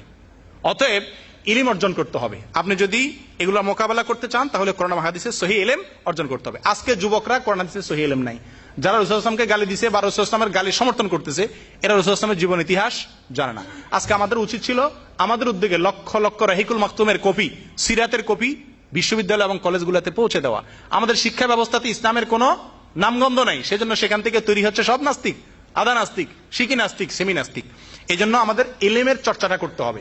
সৌদি আরবে কোরআন এবং হাদিস সহিভাবে শেখার জন্য এদেশের সরকার যে ব্যবস্থাপনা রেখেছেন, আমরা কেউ যদি ইচ্ছা করি শুধু যে আমি কোরআন হাদিস সম্পর্কে সহিহ ইলম অর্জন করে যাব, তো এর চাইতে ভালো কোনো সুযোগ আর জীবনে কোনো দেশে কোনো অবস্থাতে আমাদের জীবনে আসার কথা না। কথা ঠিক ঠিক না? এই জন্য আমাদেরকে ইলম অর্জন করতে হবে। আমি অনুরোধ করব, কোরআনে কারীমের বাংলা এখানে পাওয়া যায়, হাদিসের বাংলা এখানে পাওয়া যায়, সহিহ কোরআন সুন্নাহ ভিত্তিক মাসাইলের বই এখানে পাওয়া যায় এবং এখানে আলোচনা হয়। যে যেখানে আছেন ইসলাম সেন্টারগুলোর সাথে যুক্ত হন। নতুন ভাইদেরকে, যাদের ভিতরে বিভ্রান্তি আছে, ভুল ধারণা আছে, এদেরকে সেখানে যুক্ত করেন। বহু মানুষ আমাদের দর্শে আসছে, একসময় আলেমদেরকে গালিগালাজ করতো, এখন ভুল ভাঙছে, এরকম বহু লোক আছে। এই মজলিসে অসংখ্য লোক এরকম আছে। অতএব আমরা ইলম শিক্ষা করব। 3 নম্বর যে কাজটা করা দরকার, যৌবন বয়সে ইবাদত করা একটু কঠিন, মনে চায় না, মনে কুকর্মের দিকে টানে, তাই না? কারণ আমরা মনে করি যে যৌবনকালে কুকর্ম করে পরে ভালো হয়ে যাবো, এটা টার্গেট আছে না? কুকর্ম করা সহজ হয় এই বয়সে। ভালো কাজ করার জন্য সবর করতে হবে, আর সবর আলা তাআ। ভালো কাজের জন্য নিজেকে একটু কন্ট্রোল করতে হবে, একটু কষ্ট করতে হবে, নিজের সঙ্গে মুজাহাদা করতে হবে। 4 নম্বর যেটা, সেটা হলো যে একনিষ্ঠ হতে হবে, মুখলেস হতে হবে, ধান্দাবাজি করা যাবে না, কোন স্বার্থের জন্য না, শুধুমাত্র আল্লাহ এবং আল্লাহ রসুলের দেওয়া দায়িত্ব, অর্পিত দায়িত্ব পালনের জন্য আমাকে কোরআন হাদিস শিখতে হবে এবং কোরআন হাদিস সমাজে প্রচার করতে হবে। রাসূল আকরাম সাল্লাল্লাহু আলাইহি ওয়াসাল্লাম বলছেন, বাদাল ইসলাম গরীবান ওয়া সায়াউদু কামা বাদা। ইসলাম যখন শুরুতে ছিল তখন গরিব ছিল, আবার এককালে আসবে তখন কি হয়ে যাবে? গরিব হয়ে যাবে। গরিব মানে কি? গরিব শব্দের অর্থ হলো মুসাফির, পথিক, যারা কেউ চিনে না, জানে না, অসহায়। এক কথায় রাসূল আকরাম সাল্লাল্লাহু আলাইহি ওয়াসাল্লাম বলেন, ইসলাম যখন শুরু হয়েছিল তখন অসহায়ের মতো ছিল, কেউ ইসলামকে জায়গা দিত না। এমন এক সময় আসবে যখন ইসলাম আবার গরিব হয়ে যাবে, কেউ ইসলামকে আশ্রয় দিবে না। আজকে সারা দুনিয়াতে ইসলামের পরিচয় দেওয়াটাই কি হয়ে গেছে? দোষর হয়ে গেছে। সম্মানিত ভাইরা, রাসূল আকরাম সাল্লাল্লাহু আলাইহি ওয়াসাল্লাম বলছেন, ফাতুবা লিল গুরাবা। যারা এই গরিব অবস্থাতে ইসলামকে, গুরাবার ব্যাখ্যা অন্য হাদিসে আসছে, যারা মানুষকে সংশোধন করবে, সমাজকে ঠিক করবে, তারাই হলো এই গুরাবার অন্তর্ভুক্ত। যারা এই গরিব অবস্থায় ইসলামকে সহায়তা দিবে, ইসলামের জন্য কাজ করবে, তাদের জন্য শুভ সংবাদ। আল্লাহ তাআলা আমাদেরকে তাদের অন্তর্ভুক্ত হওয়ার তৌফিক দান করেন। সম্মানিত ভাইরা, কথা লম্বা করবো না। বেদাত থেকে বাঁচা দরকার, যুবকদেরকে ইলম শিক্ষা দরকার, শিরক মুক্ত ইলম শিক্ষা দরকার। তৌহিদের উপরে আসহাবে কাহফ যেরকম তৌহিদের জন্য দেশ ত্যাগ পর্যন্ত রাজি হয়েছেন, এরকম তৌহিদের শিক্ষা, তৌহিদি প্রেরণা অর্জন করা। আর এগুলো এদেশে একমাত্র ইসলামী সেন্টারগুলো দ্বারা সম্ভব। অনুরূপভাবে যুবকদের নষ্ট হওয়ার সবচেয়ে বড় কারণ হলো অসৎ সঙ্গ, খারাপ সঙ্গের কারণে যুবকরা নষ্ট হয়। ভালো সঙ্গ অবলম্বন করা, একটু দিনদার, একটু আল্লাহর ভয় আছে, এরকম মানুষের সাথে চলাফেরা করবেন, তাহলে দেখবেন নিজের ভিতরে ইনশাআল্লাহ আস্তে আস্তে কি আসছে? পরিবর্তন আসছে। আমরা সবাই দোয়া করি আল্লাহ তাআলা আমাদের দেশের যুবক সহ সারা দুনিয়ার যুবকদেরকে আল্লাহ তাআলা সংশোধন করে দেন। আল্লাহ তাআলা আমাদের দেশে যারা ইসলামের বিরুদ্ধে অবস্থান নিয়েছে, সারা বিশ্বে যারা ইসলামের বিরুদ্ধে ষড়যন্ত্র করতেছে, আল্লাহ তাআলা তাদের সকলকে হেদায়েত নসিব করেন। আর হেদায়েত নসিব না থাকলে আল্লাহ তাআলা তাদের বিষ দাঁতগুলো ভেঙে দেন।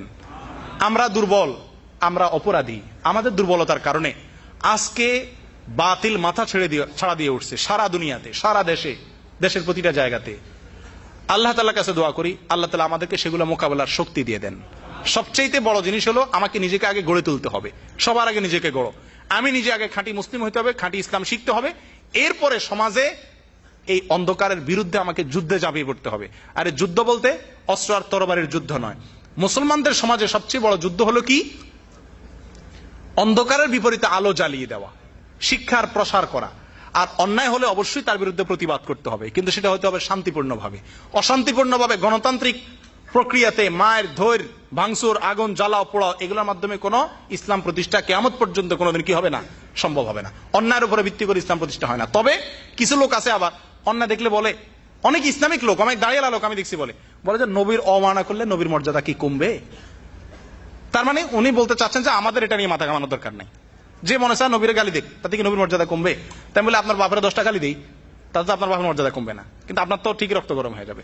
এগুলো হলে ইমানি জজবা না থাকার কারণে অবস্থা হয়েছে। আল্লাহ তাআলা আমাদেরকে হেফাজত করেন। এই টুটাফাটা কিছু ভাঙাচোরা কথা যেগুলো হয়েছে, এর ভিতরে যেগুলো উপকারী কথা, এগুলোর উপর আল্লাহ তাআলা আমাদের আমলের তৌফিক দান করেন। ভুল কোনো কথা হয়ে থাকলে আল্লাহ তাআলা সেটা মুছাই দেন আমাদের অন্তর থেকে। জাযাকুমুল্লাহ ওয়া সাল্লাল্লাহু আলা নবিয়িনা মুহাম্মদ।